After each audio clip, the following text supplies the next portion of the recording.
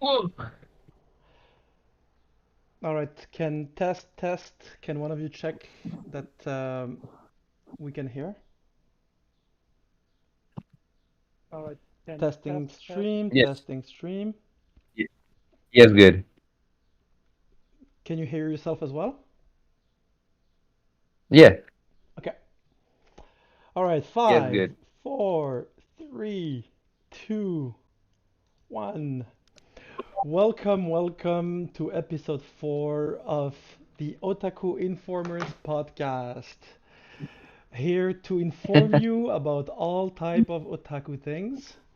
First things first, my two co-hosts, Felipe and Matt. How are you doing, Felipe? Pretty good. It's been a very productive weekend, I gotta say.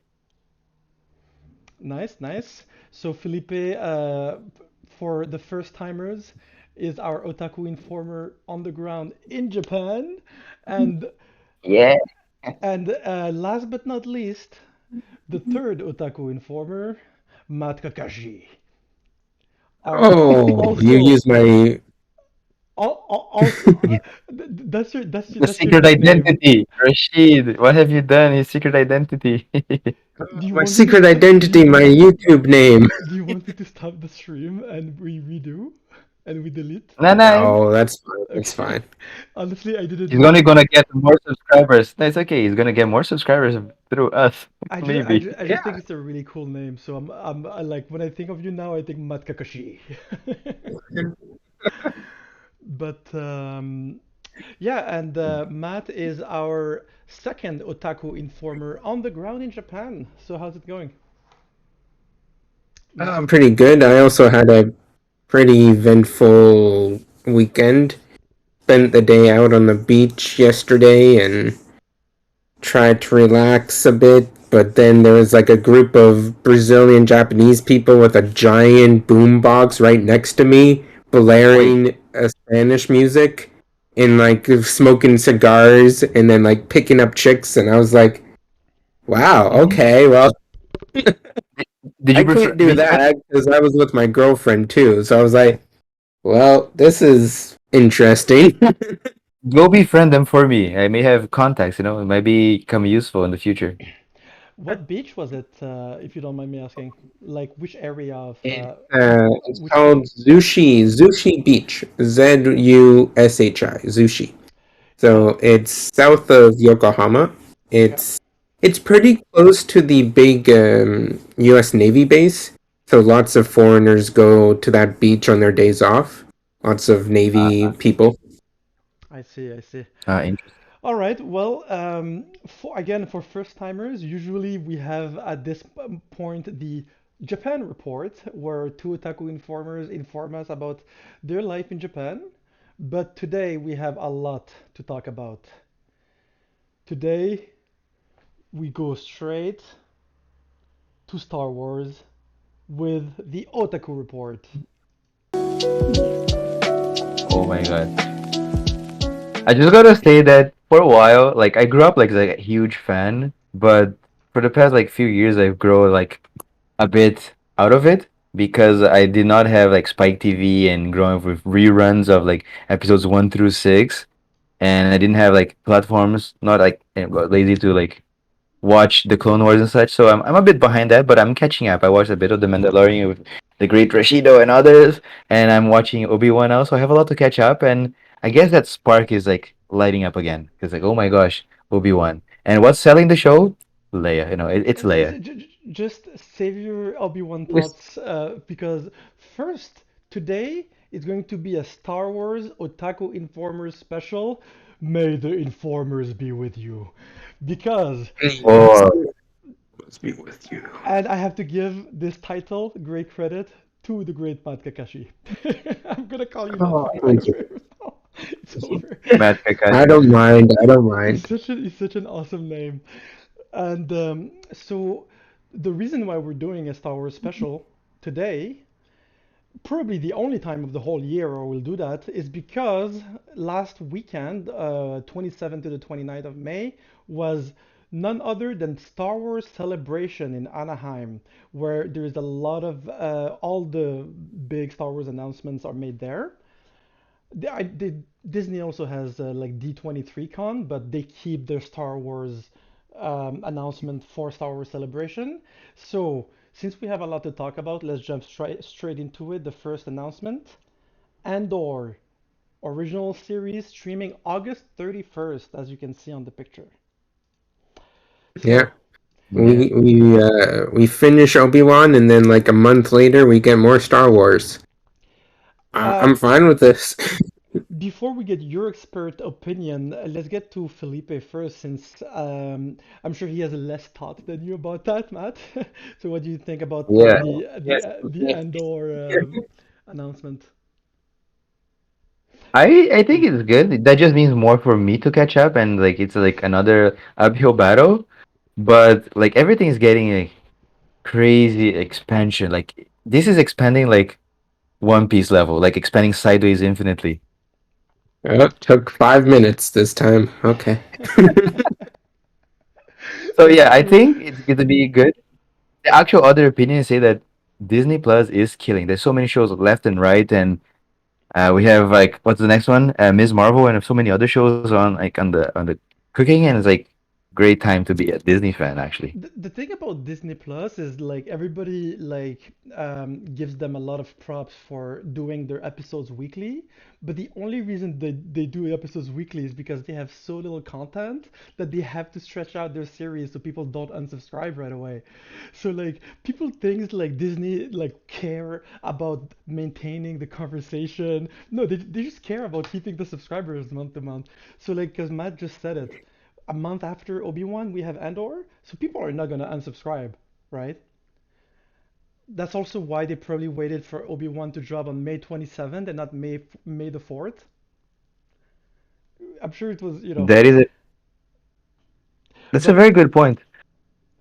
I mean, companies companies are always going to care about the money, so that's understandable. But first things first, about Andor, I want to ask you, Felipe, are you a fan of Star Wars Rogue One, which is what this series is based on?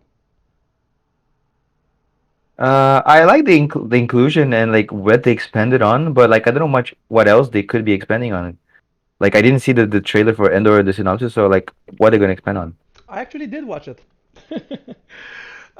Because I'm very curious about Andor. Because, like, honestly, and then actually, let's jump to you first, before I give my thoughts. What do you are you excited about the new Andor TV show, Matt? Oh, okay. I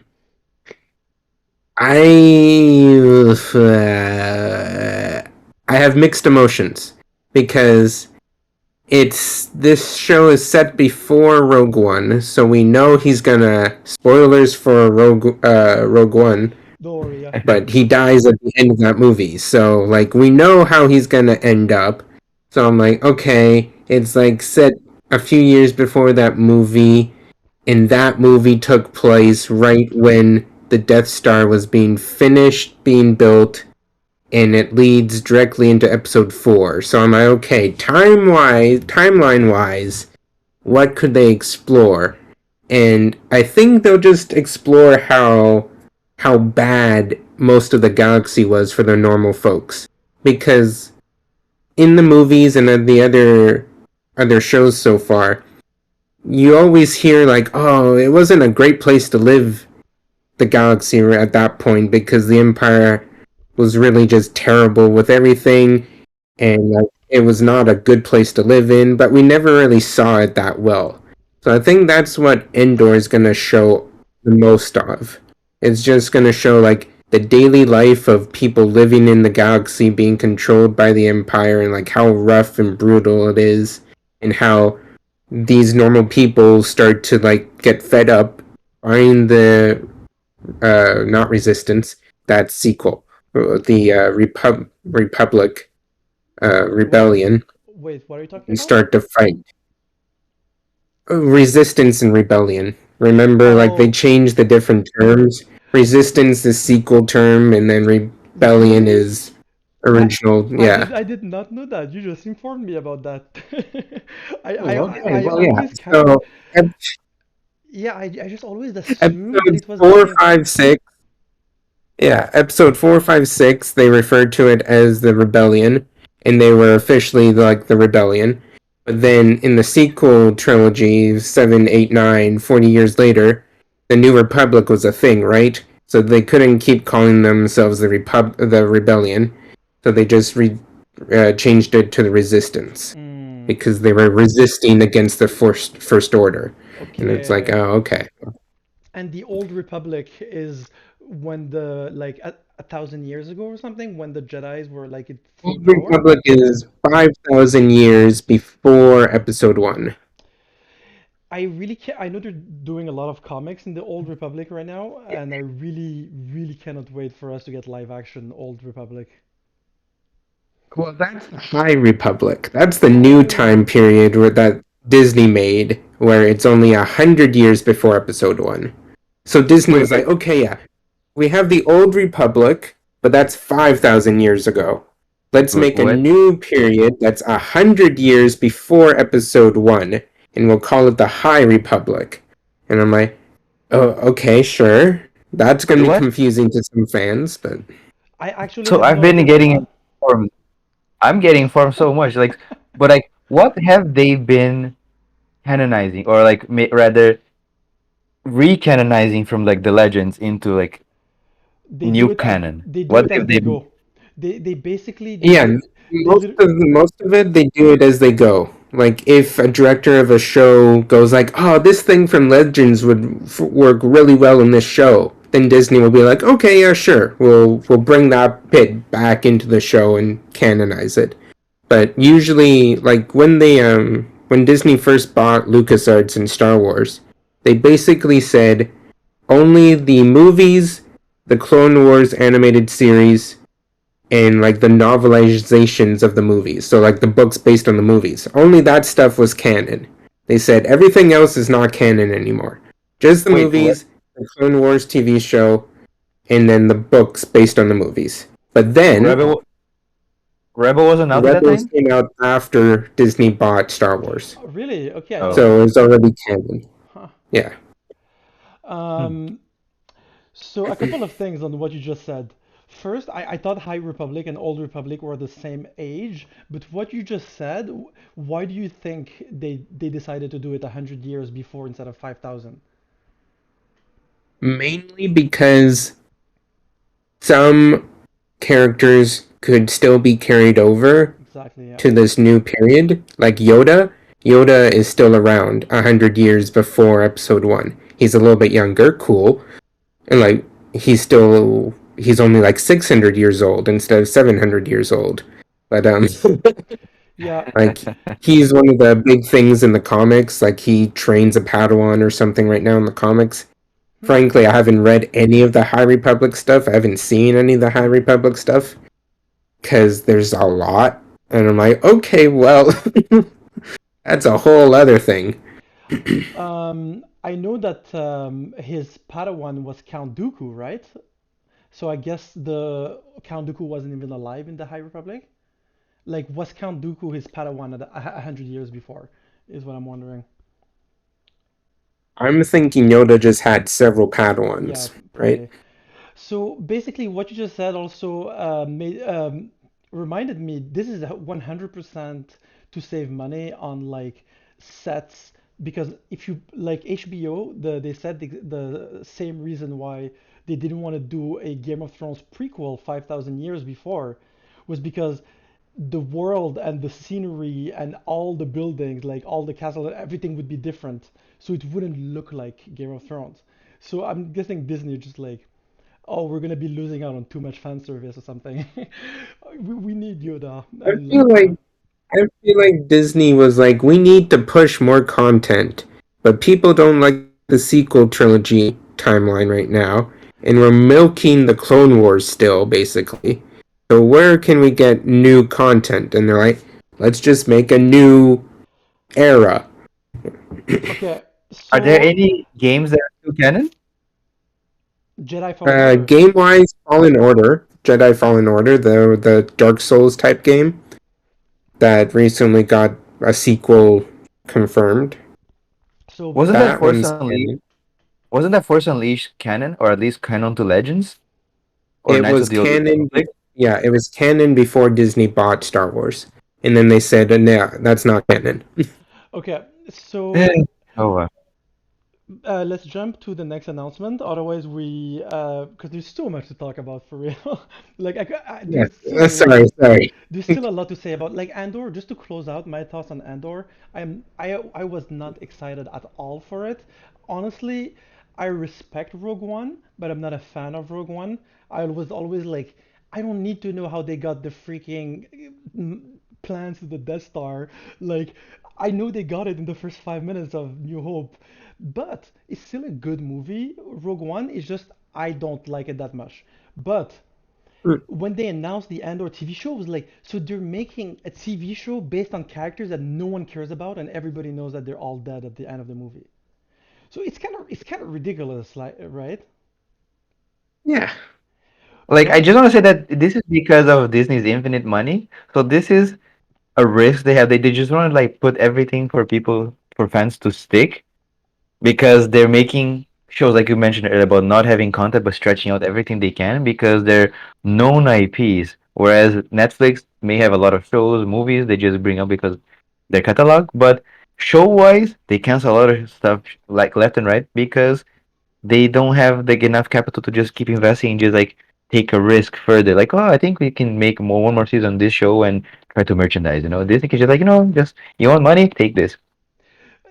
Actually, this is a good point that you bring up because I really do want to talk a lot when we talk about Obi-Wan, about Disney and taking risks, because I don't agree with what you just said for one reason. I don't think Disney takes risks at all with Star Wars. Like, they could create new content, they just don't want to. Because they're like, okay, so that actually leads to the next news where Kathleen Kennedy, who is the president of the Star Wars division of Disney, she Yeah. recently did an interview where she said the reason why Solo, a Star Wars story, flopped was because we people don't like to see another actor play their favorite character. So she blamed the reason why the movie flopped on the main actor who played Han Solo, right? So what do you think And about I that? don't he agree. was like the only good part of that movie. Hmm. I'm like, he did a good job. He did a decent job at playing a young Han Solo, in my opinion. So I don't think he was the issue. I think it was just the movie was not great. I do agree that the actor may have some influence, like star power wise, like and name wise, but people should be like a bit less demanding in that aspect, and it's also the script. That's another issue Exactly. here, So it's not really the actor. It's like the actor can be anybody, just may could have looked like a young Harrison Ford, yada yada, but like no, it's the script. Yeah. Like he's an actor, whoever, they can age different ways. So this is a lame excuse. It's also the fans. If that isn't, I don't take it away from her. That of course it's definitely an argument, but it's also the fans will be less demanding. But it's not the main reason at all. She's just like Not at out of all. touch.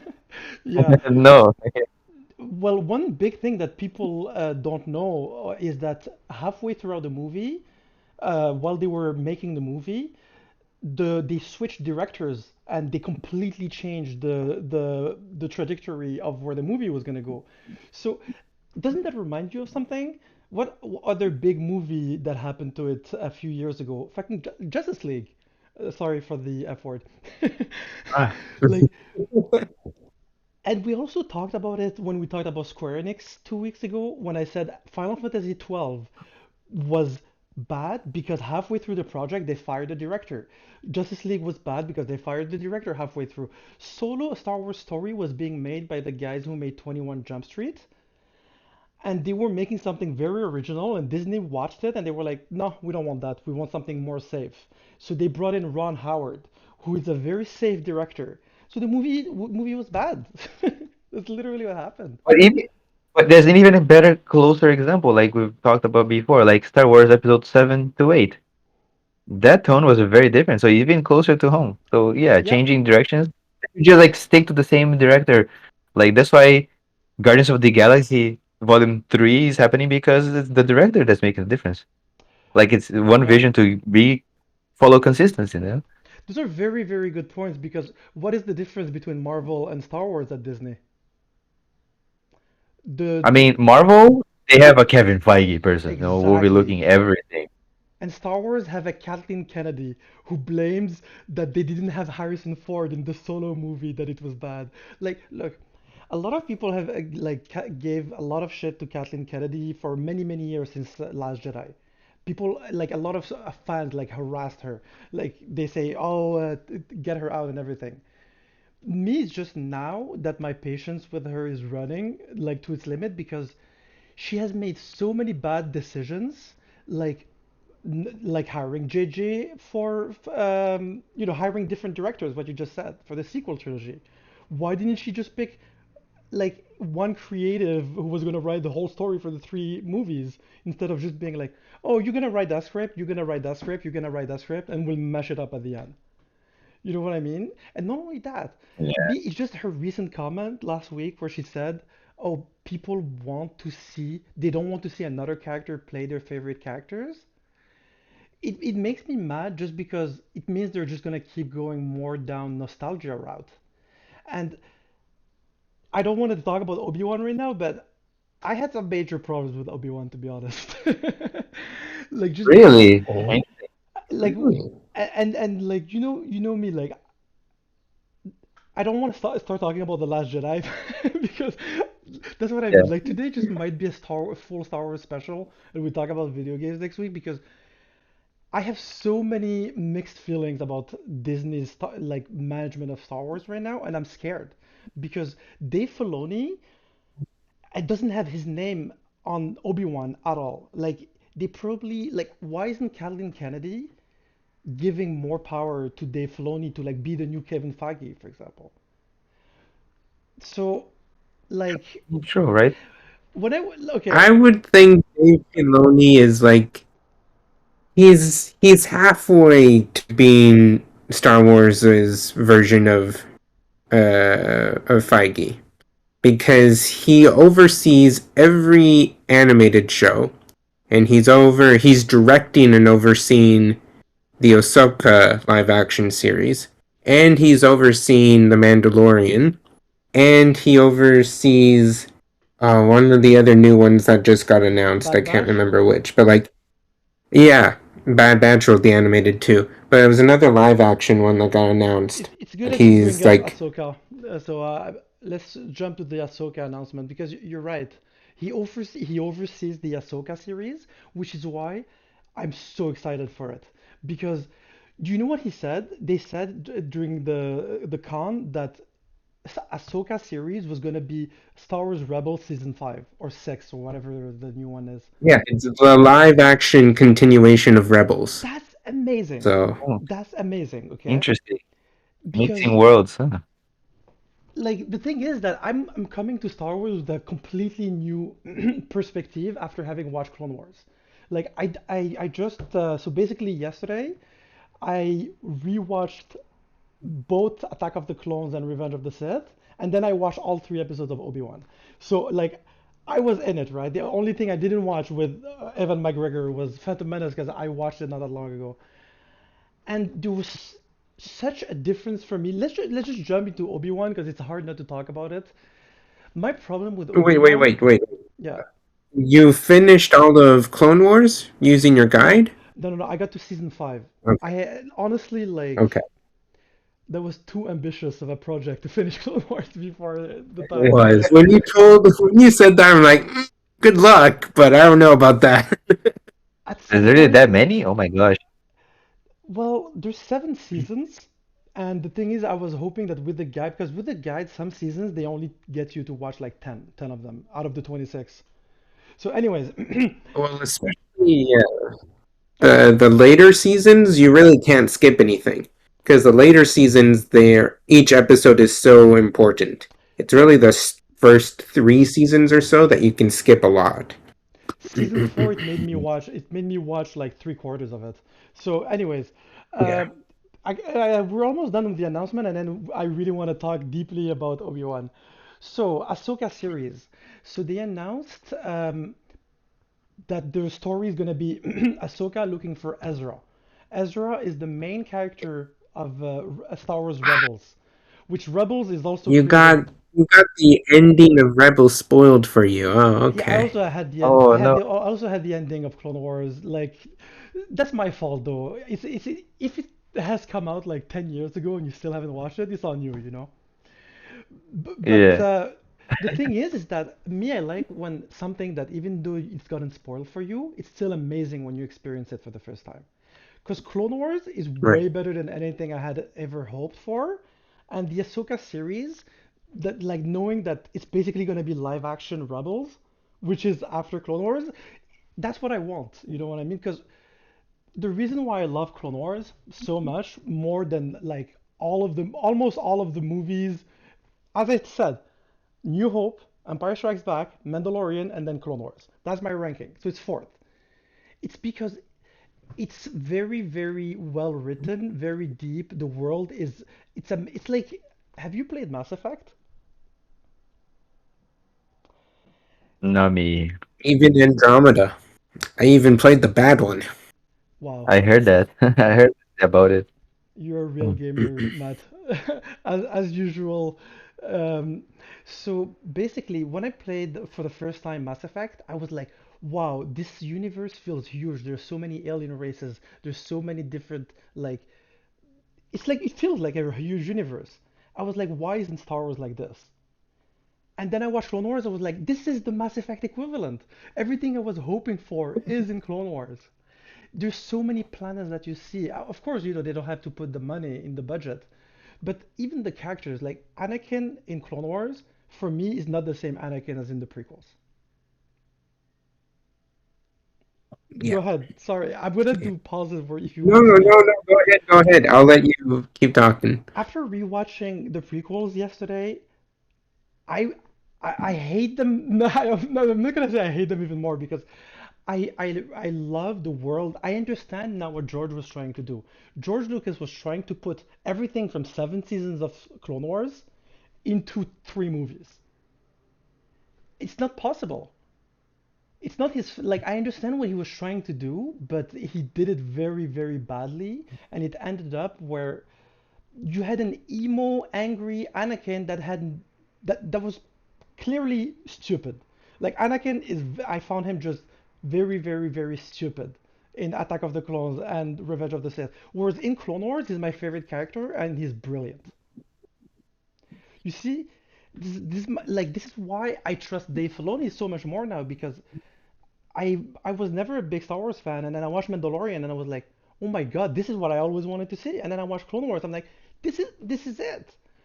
So, Mm. Watching Obi-Wan, now we can jump to. Do you want to say anything about the Ahsoka announcement? I was just gonna say that. So, as far as I understood, just now you said you like Clone Wars because George Lucas wasn't really directing it. It was more Dave Filoni trying to like expand the universe and flesh it out and stuff. Exactly. But George Lucas actually did direct the first 5 seasons of Clone Wars, and Dave Filoni was just like the assistant director. That So it was kind of like Dave Filoni going like, "Are you sure, George? Like, is you sure you want to do this episode that's just all droids?" And George was really. like, "Yes, only droids." And I was like, "Oh, okay." Well, first, I had no idea. You just informed me that George directed the first 5 seasons. That's amazing. This is what I'm trying to say. I have so much respect for George Lucas because he had an amazing idea. He built an amazing world. It's just the prequels, for the same reason. So basically, I saw a documentary once that explained why Phantom Menace failed. It's because in the original trilogy, George Lucas received help from a lot of different people, including his ex-wife. His ex-wife, who was an editor on the movie, helped him a lot create Star Wars. And even Mark Hamill and Carrie Fisher and Harrison Ford, you can see in the making of Empire Strikes Back, they're helping him write the scripts. But then he became too big. He became so big that his head got like he was like the prequel trilogy. I'm gonna do it all by myself. And he had divorced with his wife. He no longer had the help that he had in the original trilogy. That's like a making of like a documentary that I watched where that was their point. And there is literally a footage.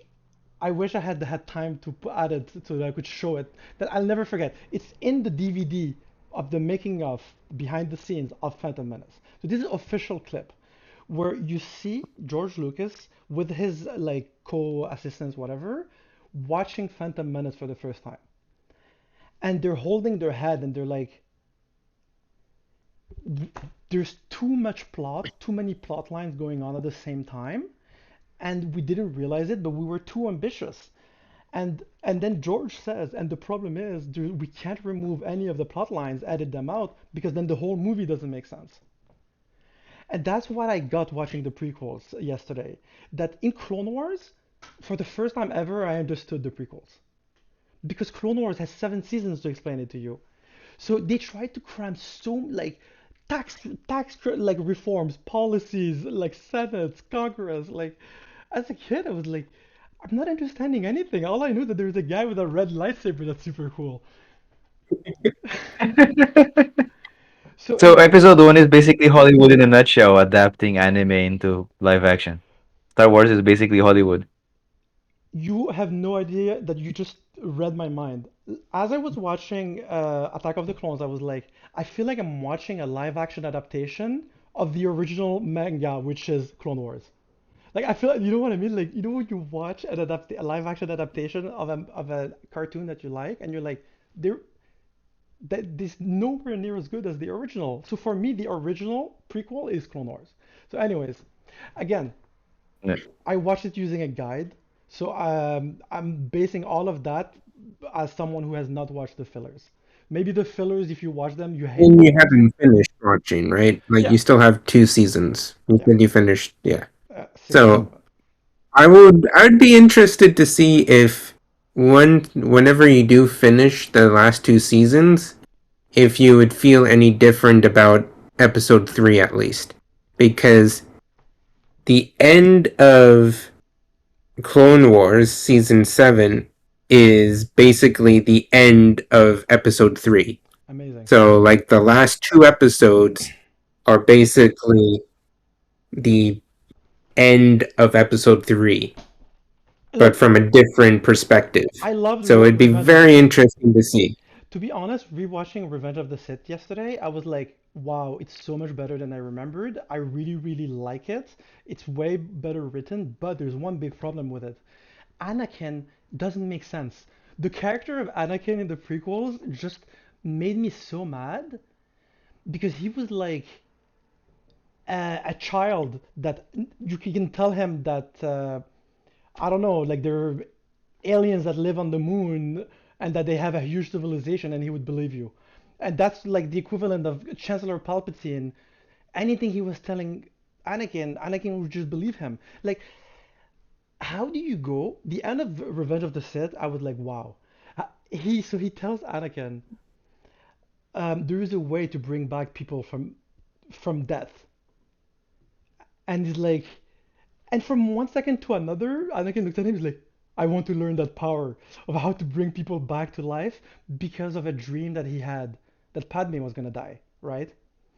But to go from the Anakin that we've seen, like in Attack of the Clones, to oh, I want to start doing necromancy is just there's no development. You know, it just goes from one extreme to the other. And I don't know about necromancy. It's not like he's gonna let Padme die and then bring her back to life, but I get yeah, your yeah. but honestly, I did my favorite thing about the prequels was the actor who plays Chancellor Palpatine. Like I thought Ivan McGregor was the best one. Like again, this is why I wanted to do a Star Wars special because rewatching the prequels, I Do have it. so much to because Do it. it was the first time I rewatched the prequels in like since they came out. So anyways, so now all of this to get to Obi-Wan. So right after I finish Revenge of the Sith, and then I start Obi-Wan episode 1. Okay. Spoiler alert. Spoiler alert. Okay, so Yeah, now it's official. new stuff, so we should say spoiler alert. It is very new, so. Okay, I put a picture of the Obi-Wan poster on the stream. So as long as this poster is up, we're gonna be spoiling Obi-Wan, and then once we remove the poster, it will be gone. We won't be spoiling anymore. So anyways, first, what did you guys think of Obi-Wan? I've been talking too much. I'll let Felipe go. Sure. Oh, because I had the least opinions. No, no, I it's like. because I probably will speak way too much, so go ahead. Interesting. First of all, this is like a bit like a fourth wall breaking, but like I can't believe Ewan McGregor is 51. 51. He's already like at this age, which means even like in canon, he's already very close, like about 10 years to like the white-haired Obi-Wan from the original episodes. Alec Guinness. So like yeah, so that's a very good transition. Like I like the idea that he's been scared so much that throughout like 10 years didn't train at all. So he just like lost faith in himself and everything. He just like he gave up basically. And the story is picking up, but like he's been getting insert Joe. He's been getting a new hope in comes to Leia and just like getting that spark again. It's like it's good. It's heartwarming. But like they're portraying Leia as being like a super smart leader, which I don't know. Probably I'm probably misremembering, but like it makes me think if she's so smart, how and why did she let herself be captured by Jabba? She's But 8 years like old, maybe right? just misremembering details.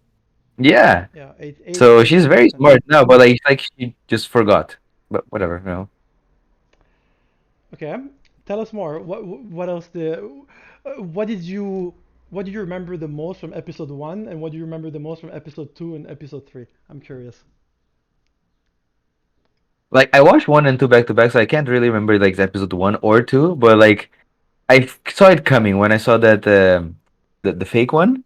Like I forgot his name. Like the Indian guy that played in Eternals. I forgot his name. Oh, Like so many names and so many Kumail things I'm Kumail watching. Nanjiani. Kumail Yeah, Nanjiani. Yeah. yeah. Like I had a feeling that he would like actually eventually be a good guy. It's a trope in Hollywood these days. Like he would turn out to be a good guy, like another type of like scoundrel, but a good scoundrel. So I saw that coming, but like I still found it interesting that I'm just curious about their fifth sister, right? Like I just like About what? the Third start of the sister, fifth. right? She's Oh, third Is it third sister, sister Reva. or sister? Like I'm confusing. Like there's so many names. Seriously, there's so many names. small Like parenthesis. the one. Is it just me that laughed whenever they called her sister? Like, in the sense where, like, I'm sorry, but I was like, the first time I heard it was like, no, I misheard it. They didn't just call her sister, did they? It's like it's such a word that is tied to black women. It's like, black women, like the in the African American community, they would all, sister, brother, anyways. And it just Yeah. the fact Oh, that she, you went that connection. I thought you were laughing just because them calling them sister, not the black culture connection. Oh, honestly, okay, that's for what you me, thought just of. the first time I laughed, just because I was like, it's just, I feel like why would you? First, I don't know if they exist in Rebels because I didn't watch Rebels. So the Grand Inquisitors and her character, I don't know it. So I'm looking at it from someone who doesn't know who she is, right? And then this Grand Inquisitor shows up, is like, "Hey, sister." I'm like, "Wait, what? Wait, is he? Sorry. Do you want I the guess I'm little just getting lore? confused.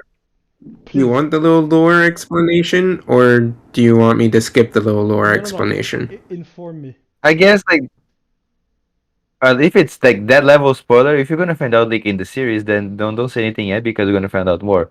But like, there's definitely some kind It of won't, ranking because it the won't other guy's explain fifth anything. brother, right? Like the other guy's fifth brother, who I thought was Wong, by the way. Okay, you But see, like, but what? inform us, please, Matt. Tell us who she is, because me, I didn't know who she was, so I was just like, oh, so she's the sister. So that I don't know. Yeah, you just, I'm Well, probably the only one who made that connection in his head, which is why I asked you guys, am I the only one? No, he was Riva, close or there. the third sister, is made for the show. So this is the first time the third sister slash Riva has ever shown up. She's an original character for the show. But Oh, before we get to your sheet, but um, the way the Inquisitors work is that there's the Grand Inquisitor at the top, who's the leader of all of them, and above him is Vader. So Vader controls all of the Inquisitors, and then below Vader is the Grand Inquisitor, and then below the Grand Inquisitor there's brothers and sisters, and there's 12 brothers and 12 sisters. Wow. So male or female. And they don't refer to each other by name. They refer to each other by number. So it's like, hey, first sister, or hey, first brother. That's why Why didn't they I don't explain know it? why they went with sister or brother, but No, no, no. that's the term. Like you explaining and it how makes is that sense. relevant? It's like so. Is like first brother or first sister? Is it order of strength or like order of joining or like what's the order here? Because I thought like fifth brother, Eighth? like the one played by the Han guy, he's above technically third sister. I thought he was stronger, but like if he's going by ranking, I'm number one or number 12. So, but I guess it's just a different If ranking. I remember correctly, it's not by strength. It's by like age or like order of like joining. So That's it's not it's like not by strength. the demons in Demon Slayer with the numbers. Yeah. Okay, Okay, but the higher the number, you're lowering rank. Yeah, me higher the number. Yeah. I'm There you go. I'm just surprised that they didn't explain what you just said. It's just I had no idea why they were calling her sister. I was like, oh, is she one of the Night Sisters? Because I know the Night Sisters from Clone Wars. You know what I mean? Right That's the now. first thing that popped to my mind at first. And by the way, They like explained it in Rebels, like the first season or second season of Rebels. They explain what the Inquisitors are and like what the Grand Inquisitor I is. cannot wait. So they Oh my god. And Disney expect us to watch all of that to keep like track of it or give like just follow the wiki because that's a lot to remember. Well, But you've been watching the episodes like we the unanswered answer so far is like how the third sister like has beef with Obi-Wan. So like with Ben. So that's the one thing that I'm just curious. Like as one who has been you mean fallen Riva? off of Star Wars for a while. I'm curious. Yeah, the third sister, right? But she has beef with Obi-Wan. She's like, I need to capture him. Like, why? But I Just mean, because he may have failed to save her as a Padawan 10 years ago? I don't know. Maybe just speculating too much, no, right? I'm pretty sure So, it's just because Darth Vader said that whoever captures him is gonna become the new Inquisitor. Well, after she kills the Grand Inquisitor, she wants to take his place, right? So I think it's just ambition. Like it's just like she wants to be as close to Darth Vader as possible. Because at some point she even said like, Darth Vader gave me this order, and the other guy's like, you talk to him? So like even just talking to Darth Vader is like a huge honor for these Inquisitors. Tell us, Matt. You know better than us. before that, I have two possibilities I see. Like, it's either that she truly went dark side, or she's been like kind of pretending, or that there's a glimmer of hope that she could turn, just like Darth Vader has turned at the end of like the episode, I think episode 6, right? Yeah. Like, so there is a chance that she could turn again, because even when like she has some scenes where she's like alone, kind of thinking, she's still hesitating. She's not evil looking. She's just like, damn it, I need to do this, kind of like redeem myself or something. So there's like some unexplained thing, When does yeah. she redeem So herself? I see her. I don't No, remember. no, I see one of two possible choices that she might redeem herself at the end, or she truly just went full evil and that's it. So there's two possibilities I see by the end of Obi-Wan. Matt, I'm curious. What did you think about her character? her character or episode 1. Her character first, since we're on that topic. Okay. All right. Her character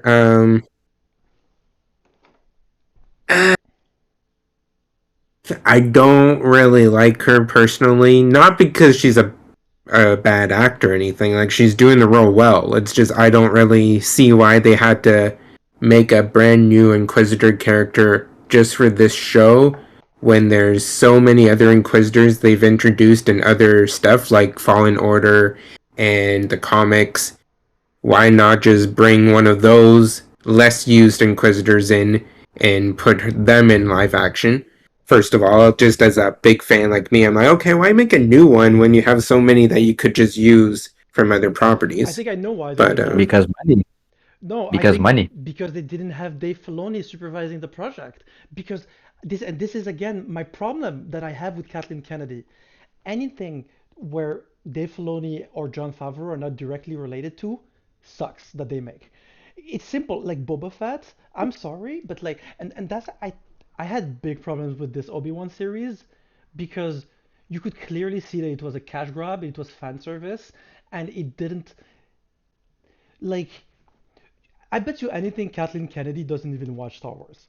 Do you know what I mean? Like, I bet you anything she's never watched Clone Wars or her, the thing is, she's a very famous producer. She produced some of the biggest movies ever made, like Jurassic Park, E.T. In the 90s, she was like one of the biggest producer in Hollywood. So you understand why Disney, the CEOs, the businessmen, they want her to, she's created some of the biggest franchises.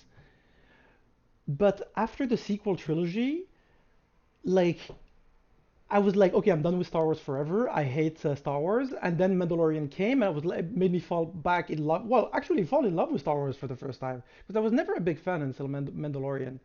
But now with Boba Fett and Kenobi, these are two projects that Dave Filoni is not involved with, and they were both bad. But Boba Fett, except the two episodes with Mando, I oh okay, let's talk Boba Fett. Were you a fan? I'd say the last when it goes into Mando season 2.5, like the last 3 episodes where it's more Mando than Boba, I was fine with. Yeah, I thoroughly enjoyed those.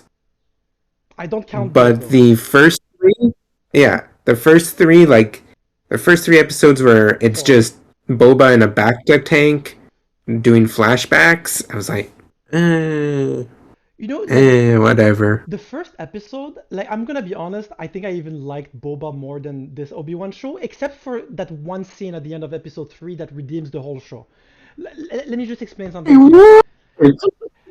Look, this is why I want us, to do this podcast because we all have hot takes, and I will not be shy to say my hot take. I think Last Jedi is way better than this Obi-Wan series so far. I'm not gonna lie. Yes, Wow. yes. And Wow. can I explain? Okay, so now Yeah. since I've taken out the big guns, I have to back it up. So this is my problem that I had with this Obi-Wan 3 episodes. The first episode was terrible. Literally nothing happens. All you see is like Ben Kenobi wander around in the desert, which are all things that we already knew. Like years ago when they said they were gonna do an Obi-Wan show, I already like the whole first episode, it was already obvious. So instead of doing something not obvious, they still went for the obvious. Anyway, my other problem is that it's very fan service and there's nothing original in it, and it doesn't except everything I say, except that last battle between Darth Vader and him at the end of episode 3.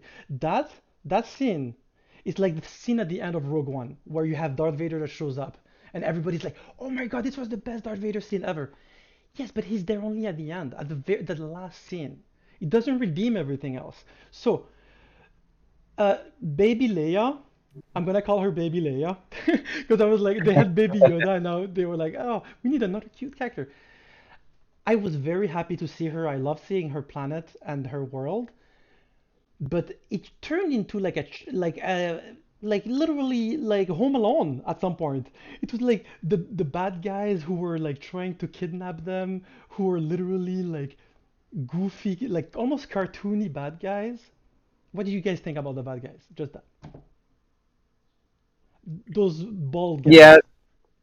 right in the beginning at the forest, I felt like, how can they not chase her? They have like longer legs and stuff. Like this is very cartoony. They just like, I guess there's a bit of suspend your disbelief type of thing. But like, even if she is smart, she can't really outsmart them unless they're truly like dumb grunts. Dude, Obi-Wan fucking killed Darth Maul and he can't catch an 8-year-old girl? But again, Yeah. that's nitpicking. My problem is just like what you just described. it was all over the show. There were a lot of like just too cartoony scenes that like I couldn't take the series seriously because I was like all I'm seeing right now is fan service. There's nothing original. There's no meat. Yes, I love seeing Darth Vader again, but it's fan service. You know, like Luke Skywalker coming back in Mandalorian, it's not fan service because at that moment he was the strongest Jedi in the universe. So when Grogu does the call sign, it makes sense that it's Luke Skywalker that hears it. And this is why I say that Dave Filoni, he understands the world. He does things because this is how they're supposed to go, not because this is how much money it's gonna make us. Of course, he thinks also about, you're gonna bring back Luke Skywalker. You know it's gonna be a hit. Well, actually, it's kind of a risk because some people may be like, "Oh, Skywalker's again," but it made sense. The only Jedi that could have heard Grogu's call was Luke Skywalker. But everything that happened, okay, Leia in The New Hope says, "Obi-Wan Kenobi, you're our only hope. You fought with my father during the war." Like she was talking to him for the first time in A New Hope, right? That was the first time Mm-hmm. so how come she doesn't remember him from when she was 10 from this adventure when he saved her life and all that? I mean, other than the obvious, like it's a show that was made before, they can't. You can call like a retcon, but to make it work in world, we could, I guess, go with the explanation just like similar to Xavier. Maybe Obi-Wan could have used some kind of like Jedi Force mind wipe thing. Forget, or it could have like a lot more time pass by. There's ways to make it work and not be this again, like you said, nitpicky, right? Because it's a movie it's the first movie made like 30, how many years ago at this point? 30 years ago? No, 50, 50. Almost 50 years old. Like 40, 77? yeah. 77? 19, yeah, Something like that, right? So, 1977. so it is tricky. They can't just like take certain lines and you can make it rework, or they could always like re-edit when the re-release lines. Oh, he just froze. Yeah. Oh, oh, Okay, I think you're back. You froze for a Yeah. second. So, yeah. Felipe is back. Okay. Okay, yes. So where was I? So they can't make retcon. They got retcon like in the fifth release, Blu-ray, extended edition, 3D, whatever. But like it's the first movie made years ago. In universe, we can find reasons to change that. why? What are the reasons? Like in universe, like I said, like maybe like the Mind Force wipe, Okay, like some kind of Xavier type. That's one. that's a very good idea, but they better do it. He better wipes her mind because if at the end it's just a plot hole, then it's obviously just fan service that Leia is there. Like she's not there because it makes sense for the story. She's there because they want to sell the show in the sense that like they want a baby Yoda, they want a baby Leia. That that would also prove that the director, or maybe, I mean, executive producer is you himself, but if he's not aware that of that line mentioned in New Hope, then he's not a huge fan, or maybe just like overseas that he forgot, right? He just overlooked that It's a and she. forgot to make it work. Me, as someone who's just a casual fan at this point, I can't think of any other theories or like possible solutions Yeah. to make it work. Okay. So that's the only thing I can think of. And from a casual perspective, that's the only thing I can think of. But if they can't think of a different solution, that means that this show is just a cash grab, which it is. Exactly. And that's all I'm saying. I don't like when a show is just a cash grab. You know, I was expecting like freaking Luke training Grogu, which was the best thing I've ever seen in Star Wars, one of the best thing I've ever seen because it makes sense. Anyway, Matt, you have the floor. I have the floor? Yeah. The Oh, floor okay. is About what? lava. The floor is lava, and you have the high ground. Oh, I have the high ground. Oh man, I Don't saw the scene. underestimate my power. Do not underestimate my power. So, okay, where do I begin? Oh god. Too From the many beginning. thoughts swimming in my head right now. Um, yes, I agree with you guys that this show was clearly first brought up like as a cash grab. Is like, okay, this is like the idea that will get everybody on board and will make us lots of money because everyone wants to see Obi-Wan again. Everyone wants to see more Vader. So I get it. That's probably the big Disney CEO's idea, like, oh, this sounds great. We get so much money out of it. But I don't see this show as just a cash grab. I see this as like a very good segue from episode 3, end of episode 3 to episode 4. Because without this series, there's their own plot holes. Like, okay, why does Obi-Wan look totally fine? Like, he's older, of course he's older, but like, he's fine. He's not suffering from PTSD. Like, he's not like, he seems pretty happy. Like, sure, he's a hermit, but like, he's doing pretty well for himself as a hermit. And like, why is he so good in the Force? Or how did he learn how to become a Force ghost? All this other stuff. It's like there's lots of stuff that they've done in like books and comic books in the past to try and explain what happened. But like without that stuff, it's just a lot of stuff not mixing well. I did love that part. So I was like, okay, The whole yeah, Force Ghost thing, like I actually didn't know that it was Qui-Gon that invented the power to become a Force Ghost, and that at the end of Revenge of the Sith, Yoda reveals it. I completely forgot it. yeah. Well, Qui-Gon Jinn didn't invent it. Qui-Gon Jinn was the first Jedi in like that era to learn it from the Force deities, like the Force gods. But you'll get to that in Clone Like Wars, in like the that's island season 6. with the father and the son and the daughter. Like the father, the daughter, and the son. But season 6, there's an episode with Yoda, and Yoda goes to like the real Force gods, and that's where Yoda learns that you can get the ability to make Force ghosts because he meets Qui-Gon's Force ghost. But that's like Oh, spoiling season 6. Yeah, But okay, so one question about that. Okay, is it like Goku where he learned the ability to teleport when he went to that like a faraway planet where they were the only ones with that technique to like teleport? basically, but instead of a planet, it's a alternate universe on a planet where that planet has like a portal into this alternate universe with the Force gods, and that's where that's where Qui-Gon learned how to do the Force Ghost thing. But But yeah, why don't that's a we whole have a other TV show with that? You know what I mean? Why don't we have a live action that's a movie whole with other that? Instead, I have to see that's in like Clone Wars, right? baby Leia being um chased by 10 adults that can't catch her. No, no, it's okay. That, yeah. But yeah, fun fact about those guys. Yes, that chase in the forest was ridiculous. I agree with that. It was dumb, and you could clearly see the adults being like running slowly so they don't catch up to Leia. And I was like, they could have done this so much better. I agree with that. Sometimes they just stood still. Like Yeah, when it's sometimes they moving, I just need to. stood still and it was like, where's she going? mhm. I totally get the criticism for that scene. The leader of that bad group is the bassist for Red Hot Chili Peppers, Flea, which Really? was a cool Oh, fact. I oh didn't know wow. he was an actor, but like yeah, Flea was the head of those guys, the bald guy. Um, Yeah, they seem to be doing where that a lot in the TV series because in Mandalorian you had Daniel Craig, aka James Bond, who was one of the stormtroopers, and you had also like yeah, he another. was in episode 7. Yeah. Yeah, he Oh, was in episode 7. I guess it's a oh, different kind of like Easter egg hunt. Just like get like any random people yeah. anywhere Yeah, just to the be scene like hidden in the crowd. Yeah, the scene in episode 7 where what's her name? Ray is Yeah. like a strapped into a interrogation table.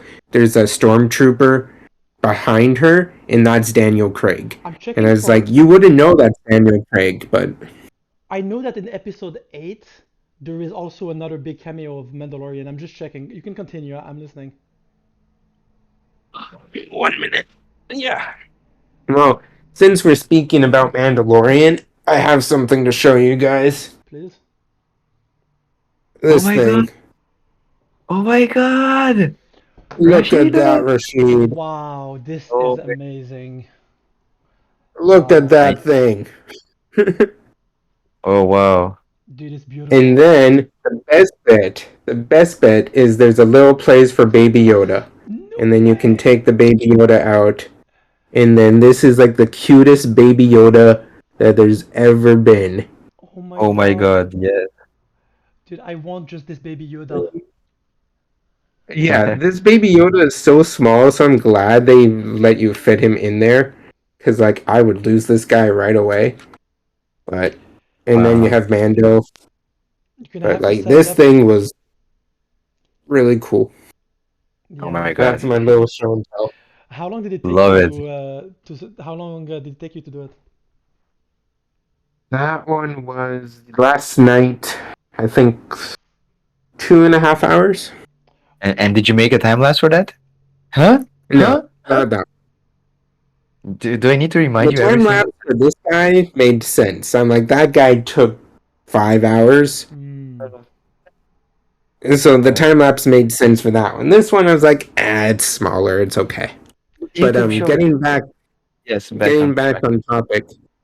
Um Yeah, you were talking about basically the Grand Inquisitors and oh yeah.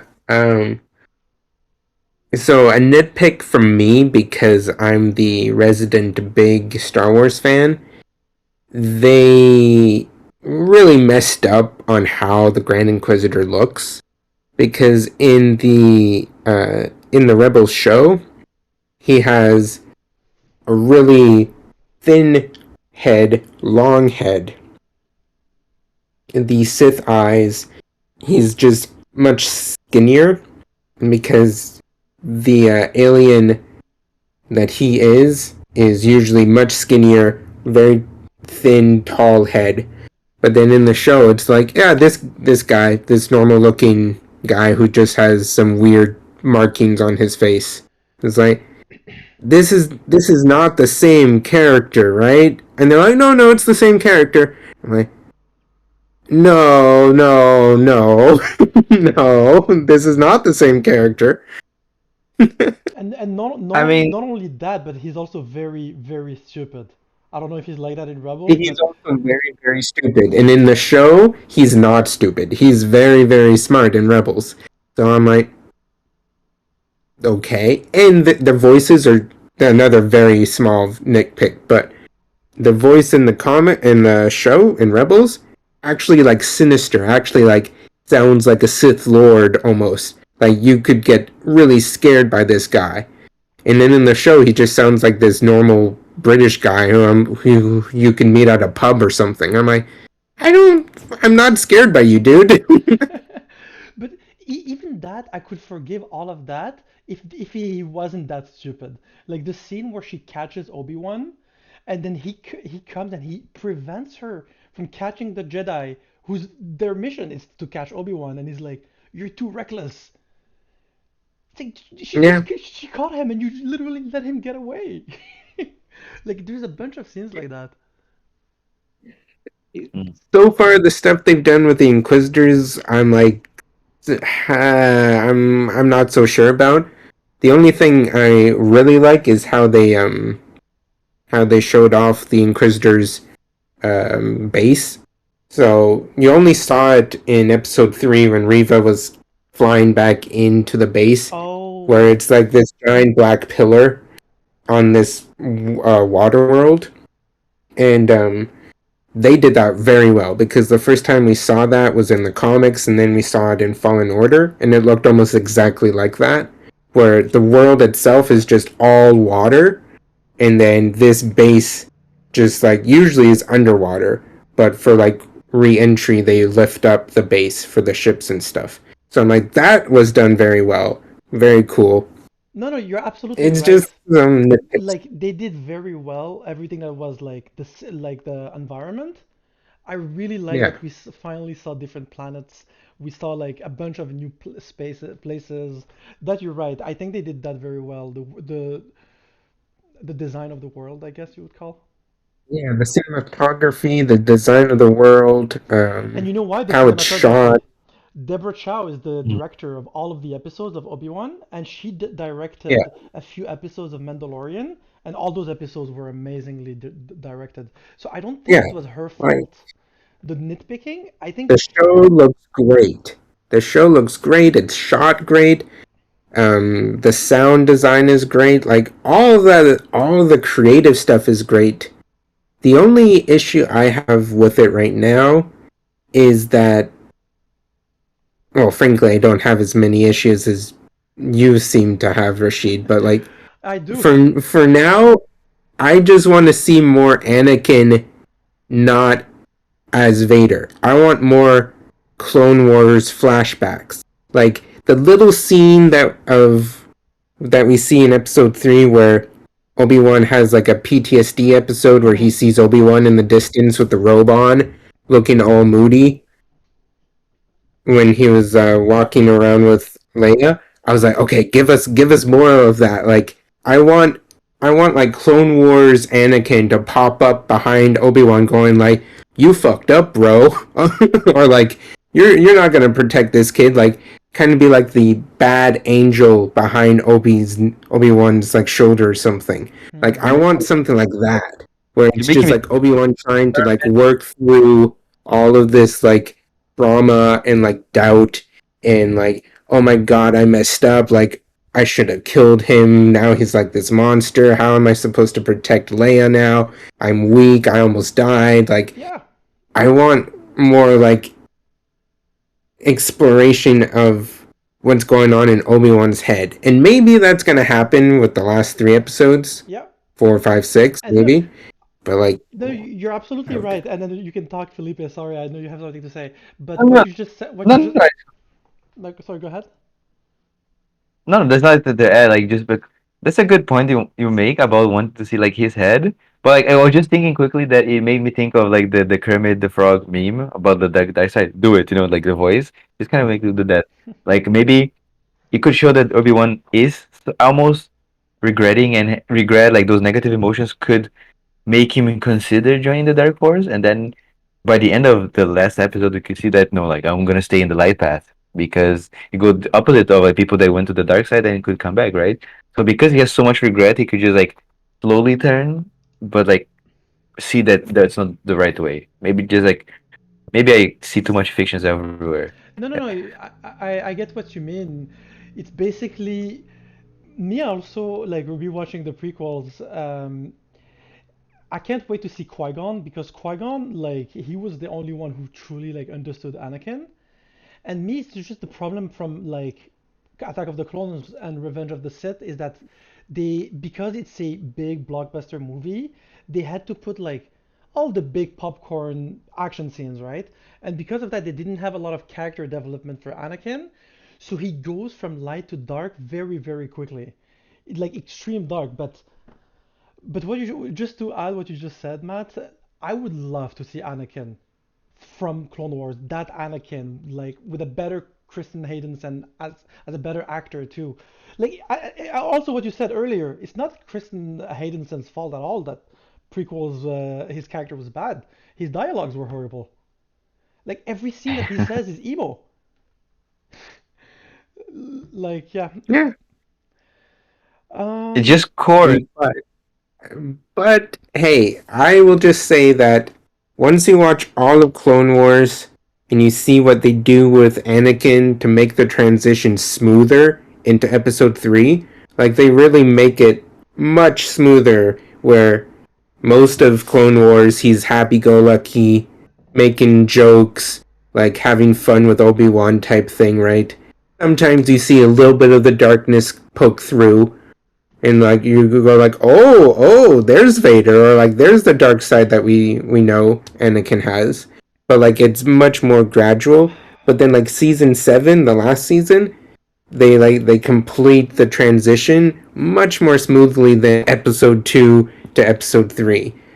So once you finish damn. Clone Wars season 7, if you go back and rewatch episode 3, then you go, okay, like that makes sense now.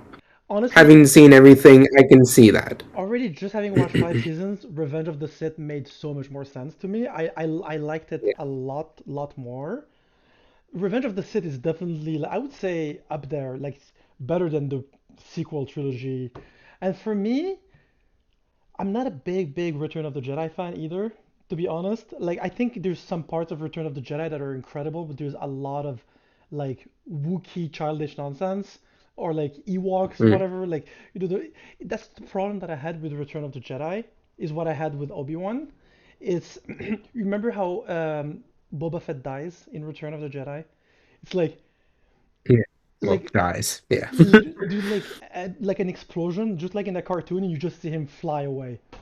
It's like Team Right. Rocket flies away. You know what I mean? That's literally what it So looks many of these like. shows, it feels like Disney or whichever like director at the time, they just want to retroactively make it like dumb scenes like those make sense. Like let's develop why did such a thing happen? Let's go explore. Let's turn back the clock and turn this guy into an actual threat, so they can explain that like everybody has a bad day, and that was Boba Fett's bad day, and just kind of happened to fall into like a pit, you know. So like No, dude, because like those are the campy, very campy scene, like cartoon, you know. So it's like exactly. My point, but what I'm trying to say that Revenge of the Sith is one of my definitely I would say my fifth favorite after Clone Wars.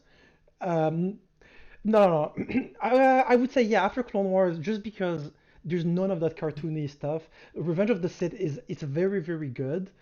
It's just the problem is just if you don't watch if you haven't watched Clone Wars, you're gonna think it's bad because there's too much things that are missing. Like oh right, I heard this one guy say Obi-Wan at the end of Revenge of the Sith. He says we used to be brothers, like we were like brothers. Yeah. In the prequel movies, they hate each other. They've never been like brothers. But in Clone Wars, they are like brothers. That's just anyway. Yeah. My whole conclusion about the prequel is just I very much understand what George was trying to do.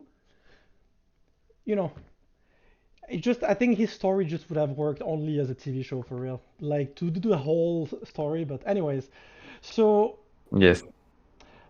So Final just verdict to like before wrap up my thoughts, just to wrap up yes. my oh, thoughts, we don't have to wrap up. real Yeah, quick. we can keep talking about this. It's very interesting. Um, because like Rashid, before you went, like episode one, I didn't like. Episode two, still didn't like, but a little bit better. Episode three, I like the end type thing, right? For me, it was episode one. I really liked episode one because it set the stage for how Obi-Wan was thinking, how he was living, how he had given up hope, how there was this Jedi in Tatooine that he didn't know who was still trying to fight the fight, and he was like, Master Obi-Wan, I finally found you. Like, what are we gonna do? Like, if we join together, maybe we'll get something going. And Obi-Wan was just like, no, man. Like, just put your lightsaber in the middle of the desert and run away. Like, there's nothing we can do. Like, he was so dejected and just like, well, I'm just gonna stay in my little cave and look at Luke play around and make sure he's okay, and then I'll just go back to my day job cutting up space meat, I and there just we love that go. scene. Like when you see Obi-Wan as a butcher, I was like, that's amazing. Yeah, like, Yeah. I think episode one, sure, not much happened, but it just set the scene and like the tone so well of like, okay, these Inquisitors are coming. Obi-Wan is useless. Obi-Wan is like just giving up hope, and then you see Leia, and then like that stuff happens. Frankly, I think Leia is too smart and like too snappy. She's an 8-year old, but she speaks like a 20-year old diplomat, right? Like, it's just a little. The juxtaposition is a little much. Like, I'm like. When Obi-Wan in episode 2 says, How old are you? And she's like, Oh, I'm 10. Or like, Oh, I'm 8. And he's like, You don't speak like an 8-year-old. She's like, Thank you. I'm like, Yeah, you really don't speak or act like an 8-year-old. But I mean, I it's not kind of Yeah, get important. why she did that. Yeah, exactly. It's it's an not really impossible question. important, and I get why they did that because It is actually important. Leia's character ends up being so like gung ho and confident and stuff. So like, of course she would be like this when she was younger, but I'm still like she acts almost too mature for her age. But well, again, it doesn't really matter. But that's just my It, little nitpick. but it is a nitpick. But it's an interesting one because even like an anime, I grew up like watching like Saint Seiya early 90s, but they're like I love it. 13, the main cast. And like like even not just like that, but like other like shonen, they're like 14. Deku, My Hero Academia, he's 14. Yeah, but that's a little Ichigo's different. 15. That's anime. That's anime, That's yeah. anime. Anime, I don't think you can compare just because, like, what you just said was my problem with the show at the big, well, for a big part of the show is that she was talking, like, it's okay that she's very smart, but it reminded me like I was Yeah. watching a Disney movie for children where the main character is a very smart child that is very sassy and will always have a perfect comeback and will, you know what I mean? It's like, I don't know how to describe it. Like when you're watching a like a Home Alone. Home Alone is a perfect Yeah, it makes example. sense. Like the little kid Yeah, from Home Alone is never gonna get caught. You know he's never gonna get caught because he's true. throwing bricks at the heads of like Joe Pesci and like nothing is happening to Joe Pesci anyway. Anyway, He's committing crime left and right, and like I do anyway, want to yeah, give it. let's. Yeah, I do want to give it some props to Obi-Wan though because you did say something that reminded me of what I really liked. At the end of episode 2, my favorite scene was when Obi-Wan finds out that Anakin is still alive the first time and it resonates in his head and the face Yeah. that Evan McGregor makes. Evan McGregor, every scene where we saw him, I was entertained just because he's such a good actor. Like even though everything else around him was not engaging me, him as an actor was engaging me. So that's what I really really like about the show. And Another good part is episode 2, same episode, when he meets the clone trooper on the street, the clone trooper hobo, who's just I like, love that "Hey, do part. you have some money?" Like you could see the fear on Obi-Wan's face, but not just fear, like recognition. Like, I used to fight with you. Like, we used to be brothers in arms. Like, I wish I could help you. But you also killed all the Jedi and all my friends, and like you almost killed me. So at the same time, he was like, Are you gonna kill me now? Like, do you recognize me? But also at the same time, like, I do want to help you. Like, we were friends and stuff. And that scene, like, you could see all those emotions on his face and how he acted. I was like, Yeah, well done, new one. that was actually one of my favorite Another scenes. very cool Easter egg though. That clone trooper was wearing the 501st armor with the No, blue stripes. And the 501st armor was the clone troopers that went with Rex. Anakin to the Jedi Temple to kill all of the Jedi. I was like, wait, Wait, whoa, oh my, oh, that's cool. the fives go with Anakin to the temple? Because Yeah, the 501st Legion was Anakin's Legion. yeah, And there's then that when guy. he So turned, yeah, when he turned to Lord Vader, like Order 66 happened, so of course the 501st just automatically followed his orders, right? Um, and so yeah, the 501st Legion was the Legion that went to the temple in Episode 3 to kill all the Jedi with Anakin. So for them to be like, yeah, this clone trooper hobo is wearing 501st armor, I was like, oh, that's a cool Easter egg. Oh, that's amazing that you said that because I literally asked myself the question while watching. I was like, is there any sign that they're part of the fives? Because, and that's another thing why I love Clone Wars so much is because the clones are so important and they have so much character, and like there's whole arcs where you're just following clones. And yeah, and then like that troop, the 501st Anakin, that like there's some of my favorite characters of the whole show, of the whole Clone Wars.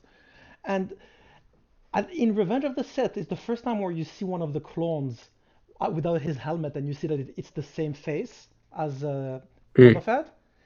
And I was like, we don't see enough of them in the prequels. So when we got the hobo scene in Obi-Wan, I was very happy because it gives you more, it humanizes the clones because the clones are human. yeah. They're not Yeah, machines. the clones are clones, right? They're still human. They're just clones. And Question: as someone who has been following up for like a while, when did they stop being clones? Like we say, Finn in like episode 7, like he's not a clone; he's just no, like a recruit. So when did that transition happen? Okay, okay. Now we're getting in the good stuff. All right. Well, let's. actually, so Well, actually, with the glasses and everything. So the part of the answer for you, Felipe, is in the first season of The Bad Batch, the animated series that direct is right after Clone Wars but before Rebels. Oh my gosh. So Okay. Bad Batch season 1 is like only a few months after Order 66 and the Empire starts taking over. So at that point, there's still mostly clone troopers being used, but at the end, halfway through Bad Batch season one of the big plot points is that the Empire stops using clones and starts taking normal people and hiring mercenaries and doing training for normal recruits because Mm. they don't need the clones anymore. They don't need a big army anymore. They control the galaxy now. They've they've won the war. They control the galaxy. They don't need all to pay all this money for the clones to keep being made over and over and over again. So they stop the cloning stuff on Camino and they start making the new What stormtroopers. happens to the cloning facility on Camino? Does it ever get destroyed or something? Because I feel like something happens to it. Um, do you want spoilers or do you not want spoilers? You Okay, no can you can. spoilers, please. Okay. Yeah. Because Okay. Felipe said Yeah. spoilers, All I'm I'm also a gonna big say spoiler. is it happens. Bad Batch, end of Bad Batch season 1. You have your answer about what happens on Camino. That's Okay, all I'll so say. it may become relevant to Obi-Wan, maybe not. But like, there's so many plots here in Obi-Wan. I mean, Star Wars as a whole. Like, so many gaps to be filled that may or may not be. Like everybody says in fiction, show don't tell. But in Star Wars, like the universe is so it's literally a universe is so vast that they could just show everything, but they may or may not be important, right? So like even from a business perspective, like sure, like as fans, but like Star Wars is a niche of fans, so like maybe with all the huge hardcore fans, they would like eat that stuff up. But like there's so much to expand. So the question would be like, should they expand? You know, so like just give Yes, us like comics. yes, the answer is yes, they should expand and stop focusing on the same three characters for 35 years. Like, Well, okay, look, that is definitely a good point. I, Why lo- they I, should expand. look, that's what I mean. If it makes sense, it's okay that they don't expand. Like, you're asking some very, very good questions, Felipe, because Luke Skywalker showing up at the end of Mandalorian, for me, that makes perfect sense. A lot of people complain, they were like, ah, we're tired of the Skywalkers, we don't want to see Skywalkers anymore. But Luke Skywalker is the strongest Jedi at that moment, so it has to be him, otherwise it doesn't make sense. But you asked earlier about Boba Fett and him dying in Return of the Jedi. I didn't answer your question. You were like, let's go back and ask ourselves why did he die like that, right? Like in a cartoony way. I don't know if you remember, but in the same scene, there's like a scene where Luke is like kicks someone and his foot is like a meter away from the enemy, and you see it in the movie that he's like a meter away from the guy he's kicking, like the stuntman. So that whole scene was directed like crap, let's be honest. And the reason, yes, it makes sense that Boba Fett was supposed to die in that pit. But the problem with Return of the Jedi was it was David Lynch who was supposed to direct it at the beginning. And David Lynch is a very, very dark director. And at the last minute, he was like, no, I'm going to direct Dune instead. He directed Dune from the 80s. And George Lucas instead hired this director that, he's the one who messed up like all those scenes in Return of the Jedi. So if you say let's go back to ask ourselves why that happened, it's because there was a bad director that was working. So So which anyways, bring us back to the topic of like changing direction during production. So like, exactly. it's as simple as that. Yeah. And I love that this theme comes back no matter what subject we talk about. In video games, in movies, in TV shows, like you can't just take off the director halfway through a project. It's never gonna end up well for anyone. Which is, I wish I could see Solo, a Star Wars story made by the 21 Jump Street guys. They had made apparently like 75% of the movie, and they just, anyways. Oh, okay. Another thing that good things about Obi-Wan positives. I The last scene of episode 3 where he fights Darth Vader is just one of Yes. the best Before action we scenes. get into that, like I have a lot to say about that too, so I really want to hear what you want to say about it. Episode 2 I think was really good because it was like a good mix of the good parts of episode 1 of like setting the stage, showing us how um the galaxy is right now and how Obi-Wan's dealing with it. But then we get good action scenes like Obi-Wan doing the little corridor fight scene hand to hand, Yes. trying to get Leia out and like getting captured by the bad guys, and then uh, getting like using the blasters and like the fight on the rooftop and all that stuff. Like it was a good episode overall. And then the end where he gets told by Reva that Darth Vader is Anakin Skywalker, and how does she know that? Like I really want to know why she knows that, because no one should know that Darth Vader is Anakin Skywalker That's true. I didn't even other notice. than the Emperor Yoda, um, Mace in Windu. like Tarkin, but like Tarkin is a character you won't see in this show. But like there's maybe only like 3 or 4 people in the galaxy who would know that Vader is Anakin Skywalker. So like, how does she know? But that hopefully they tell us. But that last scene, Yeah, right when they're on that shuttle, and Obi-Wan is just like, Anakin's alive. I'm like, oh my that was god! amazing. Like you said before, Rashid, that was so good. That was amazing. That was Um, one of my favorite scenes of the 3 episodes for sure. And that's the yeah, thing. I'm giving a lot of shit. Like I am nitpicking a lot these episodes, but it's just because they put the bar very high for me with Mando, and like I'm always expecting level of quality of Mandalorian. But there is a lot of good in Obi-Wan. Like for sure, I was happy to see him like bury the lightsaber in the sand, for example. Like small scenes like that are just like Evan McGregor is just so good at playing it. It's just for me, it's just like I just want more original stuff. I just want more stuff that I'm not expecting. Because the whole plot of Obi-Wan years ago, I already like was telling everyone that this was the movie was gonna be the TV show. Because in A New Hope, when Obi-Wan meets Luke Skywalker for the not for the first time, but in the movie for the first time, they're in the cave, and he tells him about his dad, and he's like, but he's half man, half machine. How does Obi-Wan knows he's that? more man than machine. Yeah, he's more man Yeah, than the machine. the real line is he's more man than machine. This sentence alone justifies the whole Obi-Wan TV show because Obi-Wan at the end of Revenge of the Sith thinks that Anakin is dead. So in the New Yeah. Hope, he knows that he's more like half machine. So like, what happens in between? So you see, like Hmm. it does make sense, but just don't make it cartoony, goofy, where you can't take it seriously with nothing surprising happening. Like as incredible as the Darth Vader Obi-Wan lightsaber fight was, you know, it was not surprising. Like Well, you know Obi-Wan's not gonna die. You know Vader's not gonna die. and they're gonna But fight. the yeah, Yeah. but you know they're gonna fight, and like just a small thing like seeing a stormtrooper get cut in half by the lasers Ah, and them actually letting you see that. I was like, oh, okay, okay, Star Wars. Usually you would cut like right away. You wouldn't just like let you see that.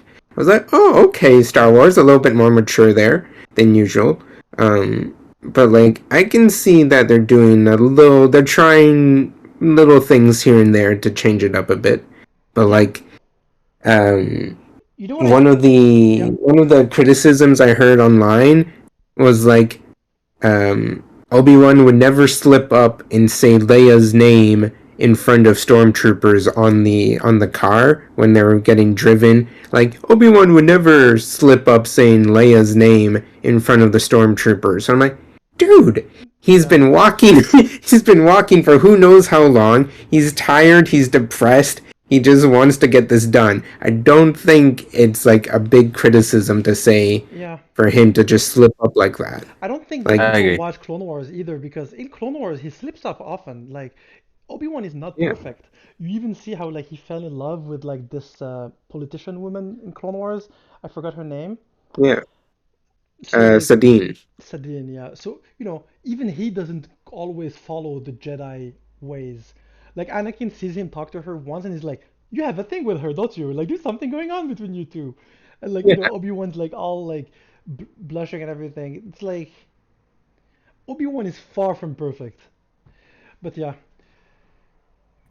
One final thoughts that I want to say about the good things.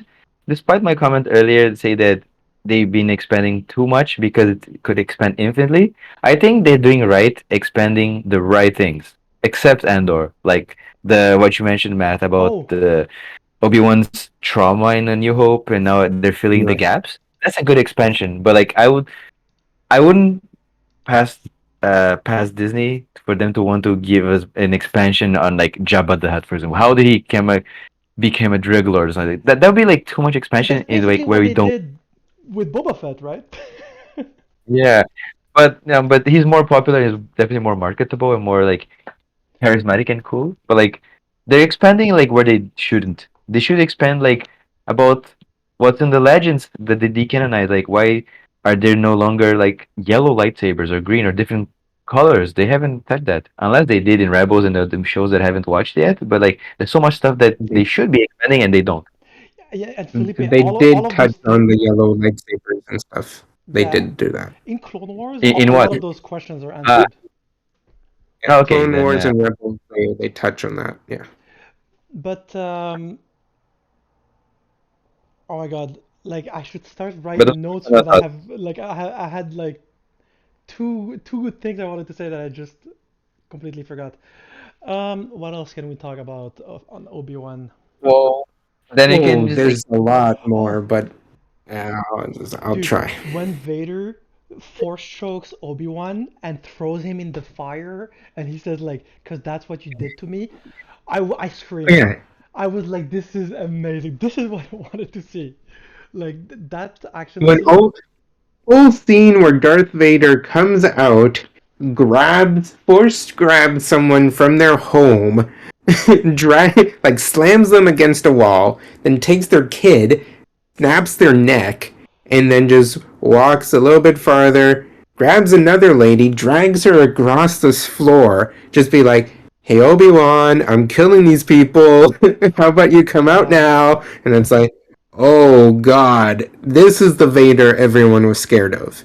Like every in the comics and the books and all that stuff, they always make Vader out to be like the worst. Like Yeah. if you ever even hear Vader's breathing, you need to run as fast as you can. Like he's like you don't want to mess with him at all. But like in the movies, you don't really see that terror. Like Rogue One, you see that final one where he kills everyone, but that was more cool than scary. Like I remember the theater I was at, everyone was cheering, going like, and it's like, why are we rooting for the bad guy? But like this scene in Obi-Wan, I don't think anyone was rooting for Vader. Everyone was like, holy crap, Vader is terrifying right now. Dude, those are some So very I great like what points, they're man. doing with Vader for sure. Very, very well said for real. I had not thought of that.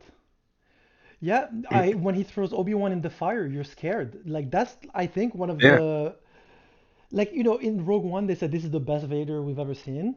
That scene at the end of episode 3 is the best Vader we've ever seen. Like the most badass one. Because and this is why like people sometimes they it's hard for me to explain when I have a problem. Like when I have a problem with something, it doesn't mean there's not good things about it. Like it's very hard for me to say that I didn't really like the Obi-Wan TV series when one of my favorite action scene of all of Star Wars is in episode 3. You know what I mean? It's just I've never explained it also why I say that I like Last Jedi. You have to understand the concept. I had not watched Clone Wars yet. I The only Star Wars I had seen so far was the original trilogy, the prequels, and then Force Awakens, right? So when I watched The Last Jedi, I was like, finally something original, and there's things happening in this movie that I've never seen happen in Star Wars before. Like for me, it's very important that I just, it's not just fan service or like. So that's where I was coming from. After watching Clone Wars and all of that, I do realize, and Mandalorian, I do realize that Last Jedi, very, very major problems. But you have scenes like the hologram Luke that holograms himself and fights Kylo on that red sand Yeah. beach, and like they're literally doing Kurosawa samurai like choreography, like literally taken Hmm. from a Kurosawa movie. And that, and then you see, Luke floating before disappear. That I had never seen that in Star Wars. Like Luke, like criticizing the Jedi's on the island. When people got mad, oh, how dare he throw the lightsaber? There was something deep behind it. Like Ryan Johnson was trying to do something different. Hmm. And Rise of Skywalker was the complete opposite. Because I think Kathleen, I don't know if it's Kathleen Kennedy, but there were some major problems where you go from a movie completely different to a movie that was made as if someone read the comments on Reddit. And it was like, I'm going to take all of those comments, I'm going to make a movie. That was Rise of Skywalker. And I hated Yeah. it. She's for sure she was a part of it because she's the head of that department, right? So when Last Jedi didn't do as well as they wanted, and everyone was like, "This is weird," and most people didn't like it. As the head, she's like, "Okay, well, we will just do what they like. So we'll just go back to all the safe stuff, and hopefully they'll like that instead, right?" Like Yep. for sure, she was part of it. And honestly, like, this is also why I'm worried, just because I hope she learned her lesson, and I hope Obi-Wan was in development way before all of this happened. Because I know that Boba Fett and Obi-Wan, as soon as they bought the rights for Star Wars, they were like, we need to make a movie of Obi-Wan and Boba Fett. Because that's gonna be printing money. So I hope that's why Dave Filoni was not involved, was because those projects were already underway. But like, let me give you an example again, because HBO with Game of Thrones, there was the same problem. Because like they said that they were secretly recorded after season 8. David Benioff and Weiss, the two creators, they said they were betting that the HBO executives would never read the books. So there were this HBO executive that would give them hundreds of millions of dollars, but they had no idea what they were giving the money for. My point is, these big executives, when they don't know what they're financing, they're just gonna go for the business. And business-wise, she hired J.J. Abrams, who makes popcorn movies. He makes successful movies at the box office, right? But like, my point is that Caitlyn Kennedy is like those HBO executives that she's just gonna throw money at it, but she'll never take the time to learn what even is this franchise. Like, I'm sure she never fucking watched the prequels. You know what I mean? Like, I doubt she's a Kennedy. Like, I'm sure she was like on some island watching like Casablanca with the real actors. Like, I don't know. But Like you Good point. said before, she got hired because of her business pedigree yeah, and what she did in the past. She didn't get hired because she's a massive Star Wars fan. She got hired because of her previous experience and the Disney higher ups going like she can do well to make money with Star Wars. It's not a oh she knows Star Wars so well she'll make good content. yeah, It was like that's probably not even on their yeah. radar. Last Jedi made over $1 billion, by the way. It was not a flop at all. Like, Yeah, how it many wasn't a movies? flop in terms of money. Disney was happy. They're like, we made our money. But Yeah. then all the critics and all the feedback, then they were like, okay, well, I guess we'll switch back.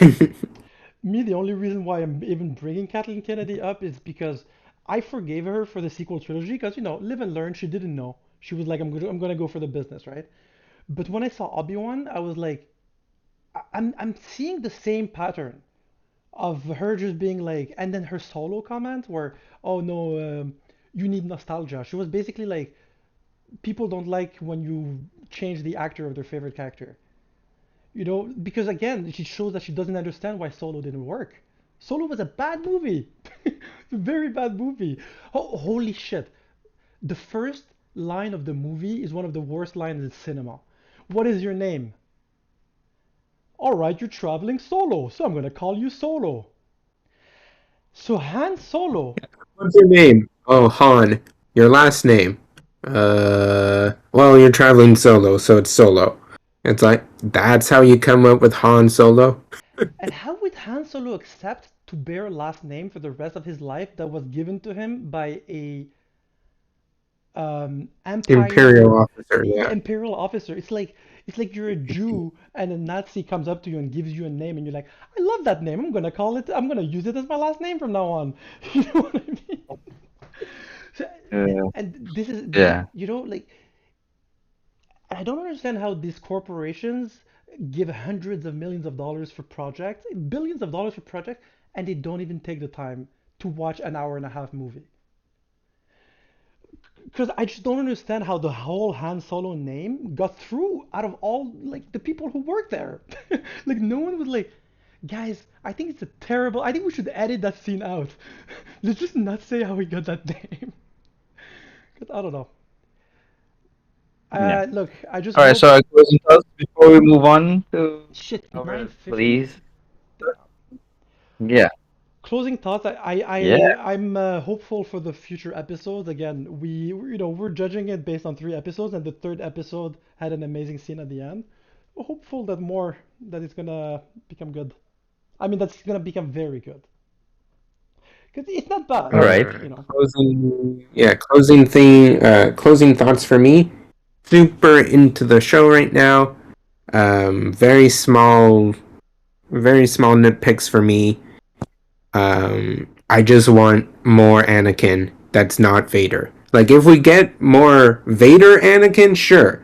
But I want, like, Clone Wars flashbacks, and maybe, here's my wild speculation, and I'll end it with that. Wild speculation. Next episode is a Obi-Wan is in a Bactec tank healing up from his burns, and we get a full episode of just live action Clone Wars flashbacks Oh my of God. Obi-Wan and Anakin just like during Clone Wars times being bros, and then like we see some scenes where like they argue or something, like you can see more of the relationship Their between them. chemistry. And the Yeah. episode ends, Obi-Wan comes out of the backpack tank, and then you see Vader come out of his tank at the same time, and like it's like side by side them getting geared up again to move on. That's my speculation. I'm ending it there. Case closed. All right. We have been informed by the one and only Yes. Yes. Matt Kakashi. Gotcha.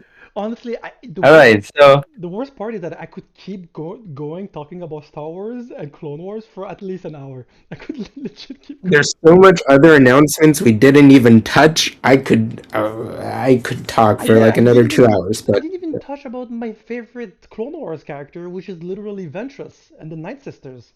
Like, there's so much. we'll Anyway, get there in the I'm next just Star saying. Wars special. Yeah, Star Wars State of the Art because it seems like we won't be able to talk as much as we should because there's arguably more content in the State of the Play than just one show or Star Oh, Wars, one right? So there's more, but we have to kind of limit it, like about what struck us. So if you allow me, we'll go talk about the State of Play, right? yes, go So ahead. first of all, like I'm the Capcom guy, so this was a love letter to like people like me. At least two big ones: Resident Evil 4 remake and Street Fighter 6. But first of all, like I have mixed opinion on both of them because first of all, I don't think Street Fighter 6 should be happening. Like there's still like a lot of potential Street Fighter 5 to continue. They could just be updating, adding content. But I understand why they should do it. That being said, it does look gorgeous. And the direction they're taking, they're finally moving the timeline forward past Street Fighter 3. Meanwhile, on the Resident Evil, same argument. RE4 is one of the best RE games ever made. Cheesy or not, there's no need to. But of course, I understand why, because money. And I guess for like continuity to make it consistent with RE2 and 3 graphics and whatnot. So, okay, sure. But personally, I would have preferred if they gave us like an adaptation of like the manga that exists, like Marhawa Desire or like Heavenly Island. There are manga that have like only exist in manga and they're canon. Like turn that into games or movies, or make all the CG canon movies, make them into different like games. But that's just me. I didn't even know there was a Other than thing. that, yeah. But one thing that I do find interesting and like links back to the what we're gonna briefly talk about the rest of like some of the announcements.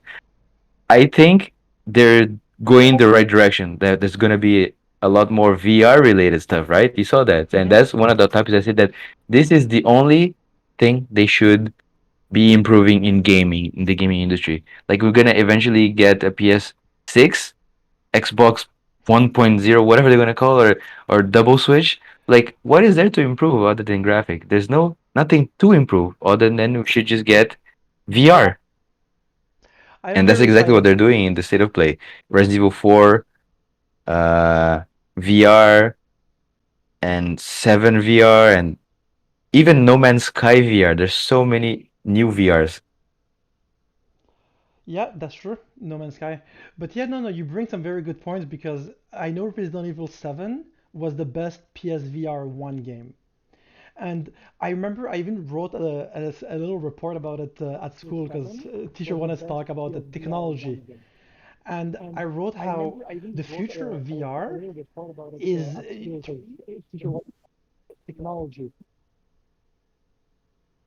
I could hear myself twice. I don't know if someone Yeah, turned on their bro. speaker. Yeah. Okay, all right. So just to say, like, no, you're absolutely right, Felipe. I think PSVR 2, me, I'm excited just because it only has one cable. It no longer has like a whole bunch of cables, which, anyway, like, because if you're gonna have a headset and if you want to be like in Sword Art Online, gotta can't have like cables like that you're gonna trip over and stuff. But with the power of the PS5 mixed with the new PSVR 2, I think there is a lot of potential. That's something I would be interested in trying. Yeah, that's the next like evolution like of gaming. Just focus more and more into VR. And And they don't like I have think not horror genre, yeah, I think the horror genre is like the perfect. Out of another one is like maybe shooting, FPS. There's like another interesting genre fit for VR, but that's like the thing they should be investing more. And like even that it looks interesting. Like I don't really follow too many new IPs, but like that No Man's Sky, like we know like its reputation, but that No Man's Sky VR looks badass. No, I mean it's an amazing concept. But you talked about another game. They announced Horizon Call of the Mountain. Matt, you're a Oh yeah, that Horizon was also fan. amazing. What did you think? Well, they announced it a few months ago, but this was like the first real trailer. Yeah. The announcement they did before was like a 10-second little, yeah, this is a thing, right? But this was the first real trailer where we saw like real gameplay. Did it make you Look, wanna play it on VR? oh yeah, like back in my game tester days, I mostly did VR game testing. Like I can't say which ones I did because of NDA probably still, even though that was like 5 years ago now. But just to be safe, I won't say anything. But most of the games I tested were VR games, so I've had a fair bit of experience with VR. Hmm. So I'm interested in getting PSVR 2 because like personally I didn't get PSVR 1 because I was like, I don't really see the need for it. No games really interested me. The setup was clumsy. Like you need two cables into a box, and then that box would do another two cables into your TV, and then your PlayStation. I'm like, okay, this PSVR 2, one cable, real nice and simple, and it's gonna run so much faster and better. Now you have me interested, and especially with games like Horizon, it actually looks worth it. Depends on the price. Yeah. If it's like, yeah, $800, like as much as the PlayStation or something, then I would be like, I don't know about that, but Felipe, be honest. Yes. You want PSVR 2 so you can play Resident Evil 8 with that lady Dimitrescu? yeah. No, I would rather play RE4 in VR. Oh like yeah, for because it's like sure. a Me too. more familiar. But like it's definitely. But like you're talking about like if it's in price, like it is definitely a good argument, but it's also a bit of an excuse, right? Just like we're hoping it sells, or else from their perspective, if it doesn't sell, like people don't care about this. It's all gonna But like depend on it's an how cheap it is. yeah, that too. So they have to find a good balance of being cheap and accessible while having quality. So it's expected to be like pricey to say the least, but if they don't sell, it doesn't show that it proves to them that they should not be investing as much where this is the only direction to improve. There's nothing else to improve again PS6. Improve more graphics, more pixels, 8,000, 10,000. We don't need that. Yeah, we don't. So we should be buying like what the next promotion is just the amount of games, the catalogs, if they Yeah, don't have that yeah. many, just like the Wii U launch or Switch at the beginning, like had some good heavy hitters, but like it's a GameCube too, right? Like accessibility or whatever. Um, okay, I have the list of all the games that were announced in the PlayStation State of Play. So next, there's also a Walking Dead Saints and Sinners PSVR 2 game. Yeah, another game to add to the catalog of like growing games, which is good. For someone like me who wouldn't be able to play a horror VR game, there's no game that I've seen so far that makes me want a VR, to be honest. Like the Horizon game, it reminded me, I don't know if you guys remember that Zelda game on Rails that they did to promote like the Wii or something at Oh, some the point. crossbow training. Yes. Yeah.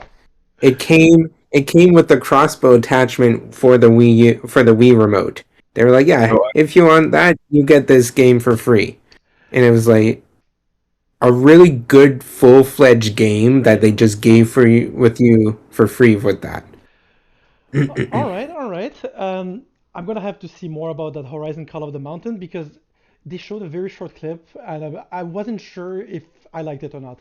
Next, they also announced Spider-Man remastered PC port, which is a very big news. Surprising. Two big things. Do you know that they didn't announce in the video that Miles Morales is also coming to PC? yeah. The trailer had I think they had little clips from Miles Morales in that trailer. Did it? In the state of play, there's like little clips from Miles Morales, the game. Okay. But yeah, they just said remastered in the game, Yeah, which I is never played interesting. either, so I didn't know that there were clips from Miles Morales. Me watching the state of play, I was like, oh, it's only the Spider-Man 1. I don't know. It's Mm, just so weird that they didn't put more emphasis on Miles Morales, the brand new one. Next, yeah, agree. next was Stray, the cat simulator game. So, which one of you is gonna Looks get into very it? cool. I've been so hyped for that. I'm like, I Actually, want a quirky indie game like that. That just seems really cool. Something very special about like, it. Yeah, go ahead. I was just gonna say it's gonna be free day one on PlayStation Plus Premium. That's the Mhm. first day and date that Sony have Experience. announced.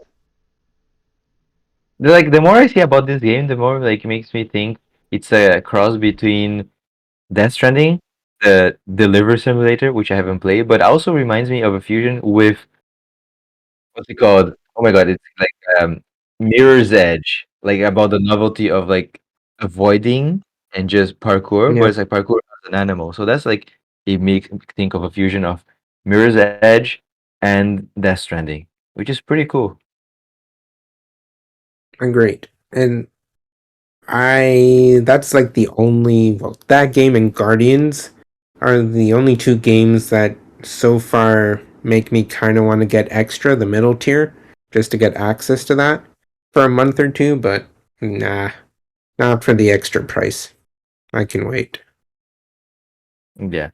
But there's some interesting games available, and again, I wouldn't pass take past them to have like some kind of VR for that soon, but unlikely. But like, it's not a big game.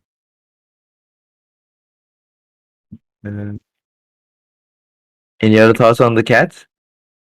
The cat, no, not really the cat. I remember a past trailer for the cat. It came out like last year or so before it got delayed. they had like one little scene where the cat was doing combat, and I was like, the cat is doing combat? Like the cat's not fighting. It was using like its backpack that you saw in the trailer, and it would like detach from the cat, and that's what would do the combat. I'm like, okay, that would be interesting.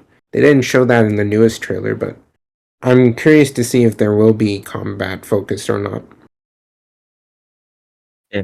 There was also like some like Final Fantasy related stuff that I don't really care as much. Are you joking, Felipe? The What there do was you mean you don't You're care about joking, right, Final Felipe? Fantasy 16, the best game ever? Oh my god, Literally, Felipe, the things that you say sometimes. Oh god. he's I trolling for don't sure, care as right? much. Are you It's just telling that me I don't care as much. if Final Fantasy 16 came out day and date for free on PlayStation Plus Extra, them and their stupid names, I tell you. Are you telling me you wouldn't be interested? No, if it's part of the basic which I already have, I'll download it, I'll play, I'll get it, and I'll try. But I wouldn't pay extra just for that one franchise that I don't care as much. But I I do have like certain nostalgia for just very few of them that I like want to play more again. But it's not a franchise that I love. Like for example, the Tales. Like if I get opportunity, I'll play any Tales.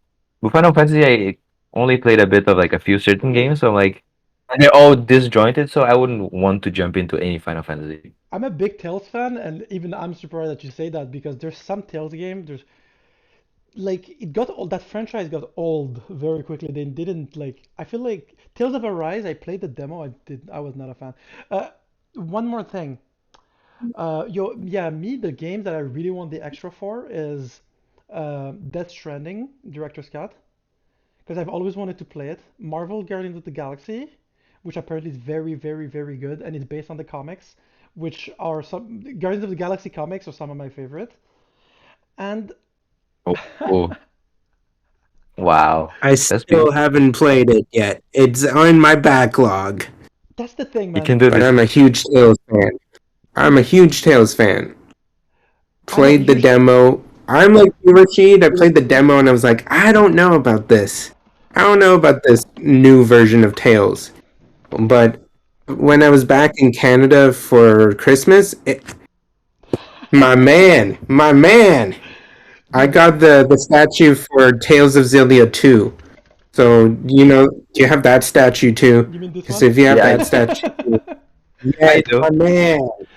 I got the Zelia 1 and 2 collector's edition just for the statues back in Canada. Dude, I had I got the Zisteria collector's edition.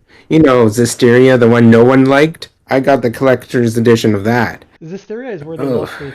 I played the first hour or two and I was like, I don't like Tales games anymore. But I've always wanted to play Berseria, which apparently is very good.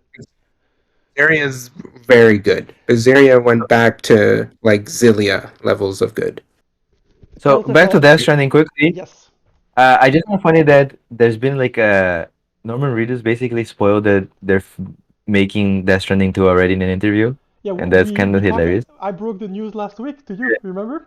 Yeah, so that's it's still pretty hilarious, but it's like they gotta like make us like I guess we have to pretend that it never happened, so that they like should never mention that again. So like, but that in itself could be hype, I guess, if they improve right from what you explained how the gameplay is, if they drastically change for the second one.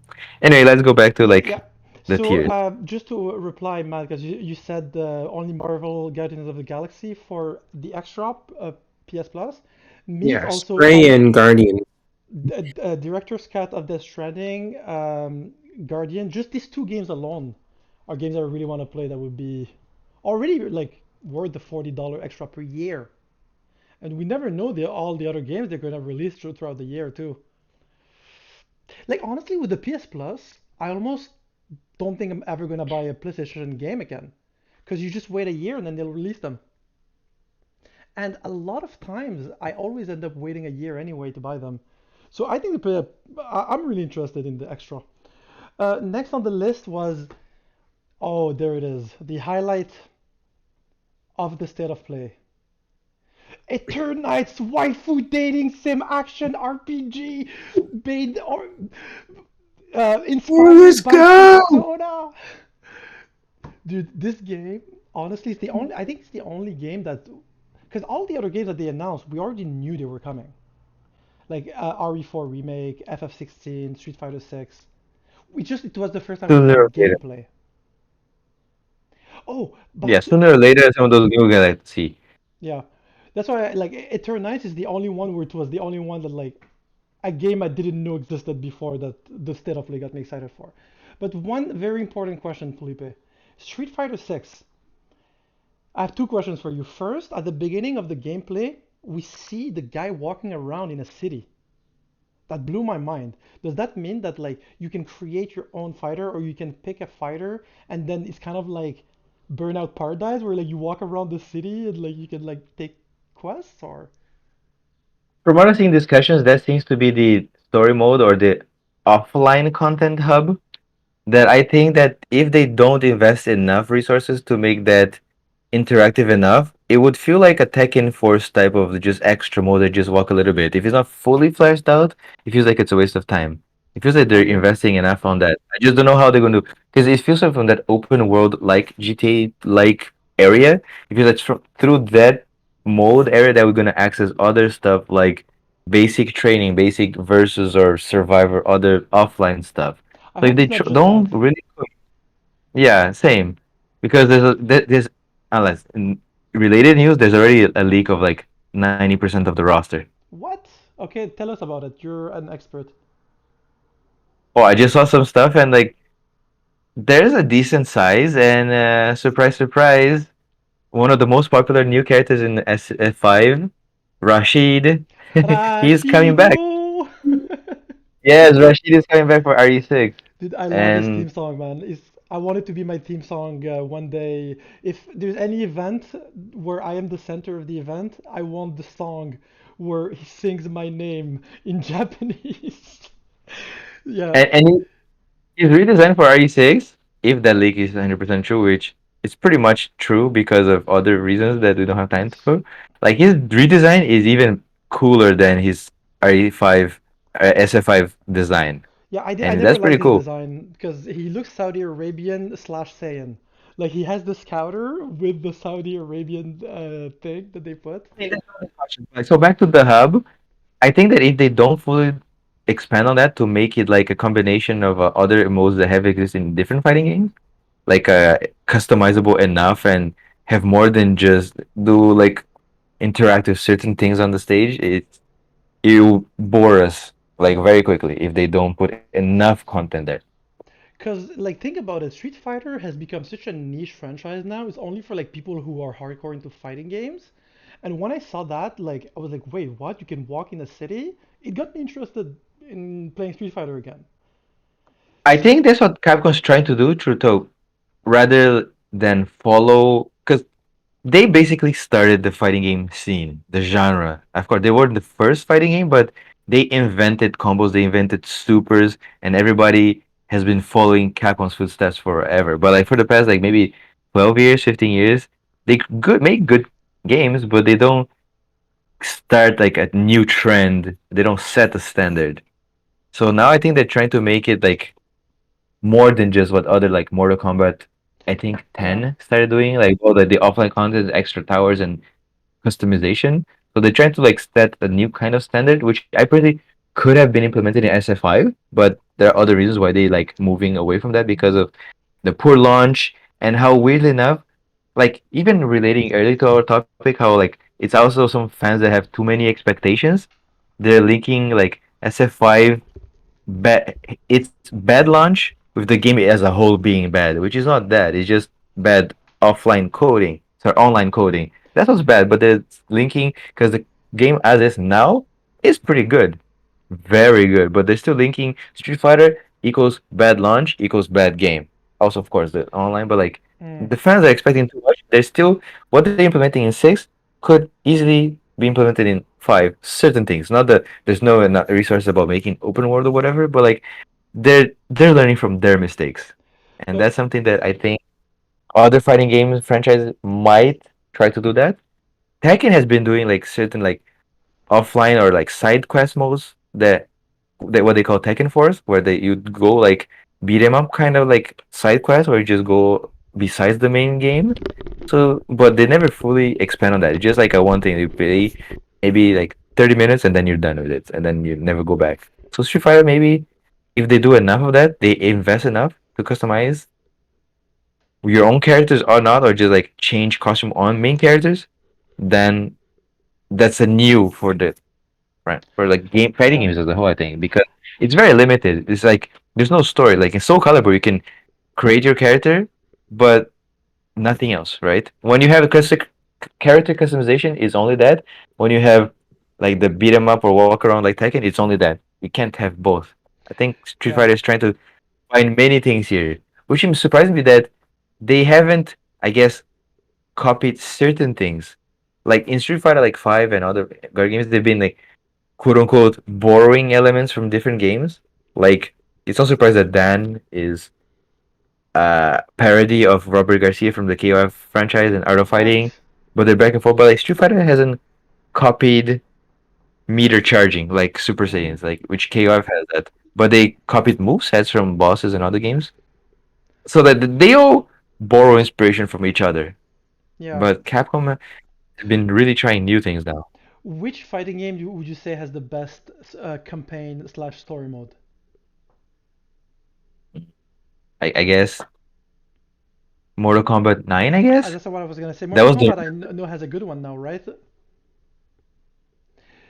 like I Like, haven't played the latest 11, but like Mortal Kombat 9 is the one that they basically rebooted itself. hmm, But that's because story-wise it makes sense, and yeah. they really have a campaign focus And in on the story. Injustice, which is made by the same company as Mortal Kombat, right? They had an amazing story mode, right? So me, Yes. I say this because I remember I bought Street Fighter 4 when it came out.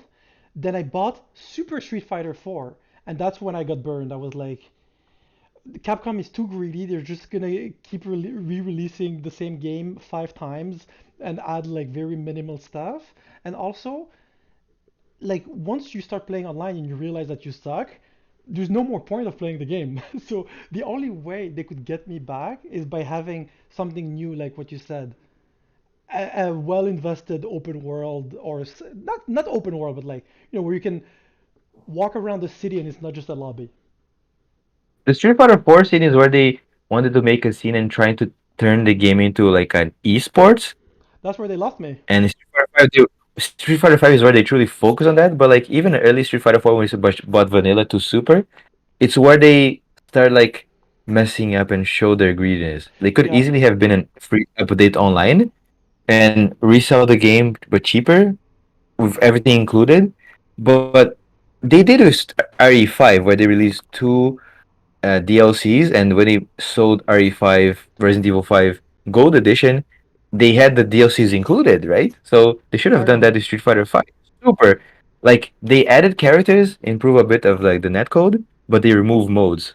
So I feel Yeah, cheated out because I didn't buy the original, but I bought Super, but there was still nothing to do offline.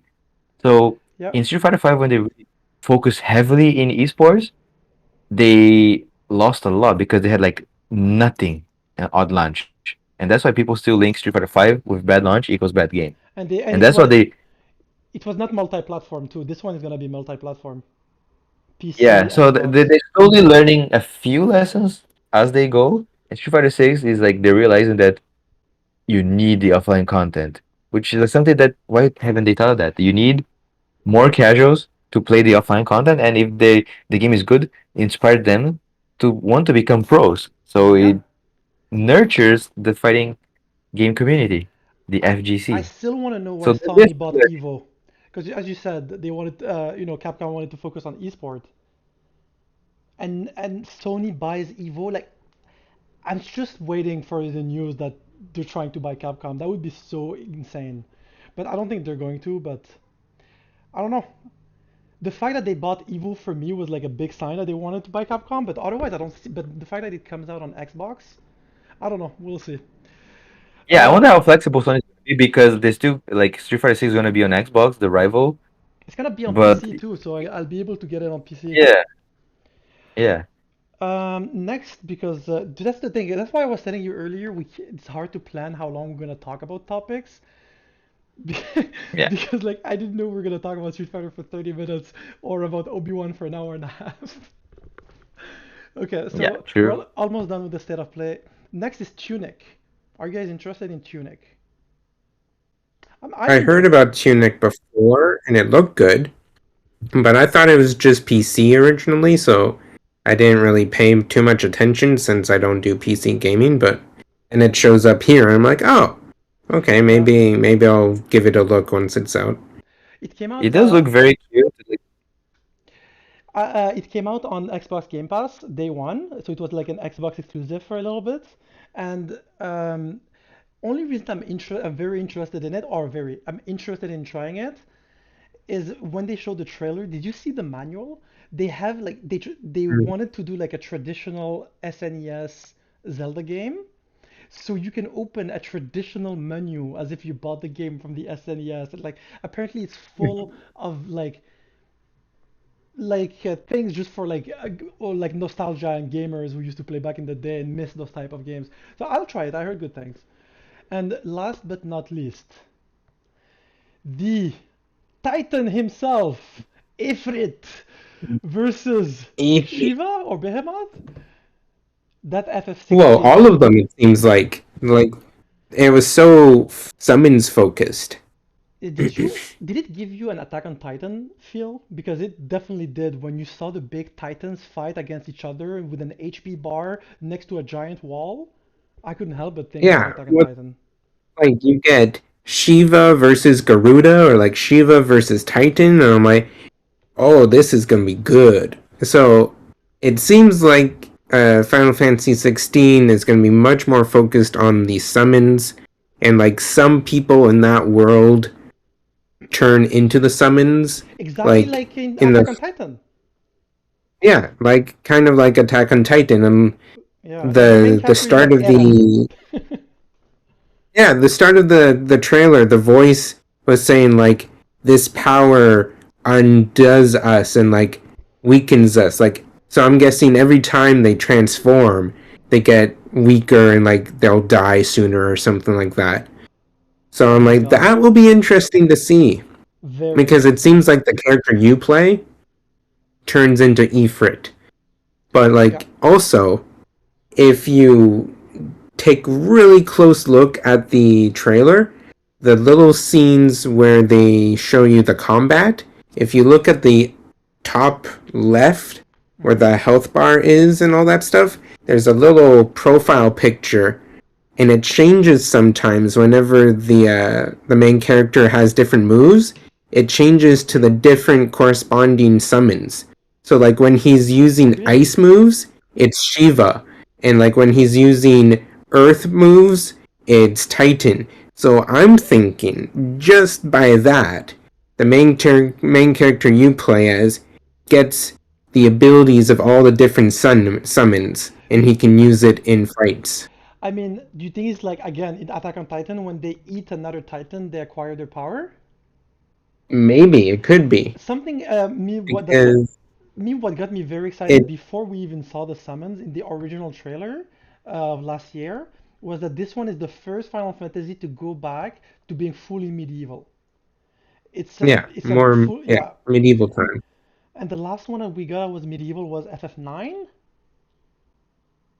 Is it Yeah, because 10 was the futuristic one. 11 was medieval MMOs too, right? But it was the first MMOs kind of medieval. MMO Yeah, medieval.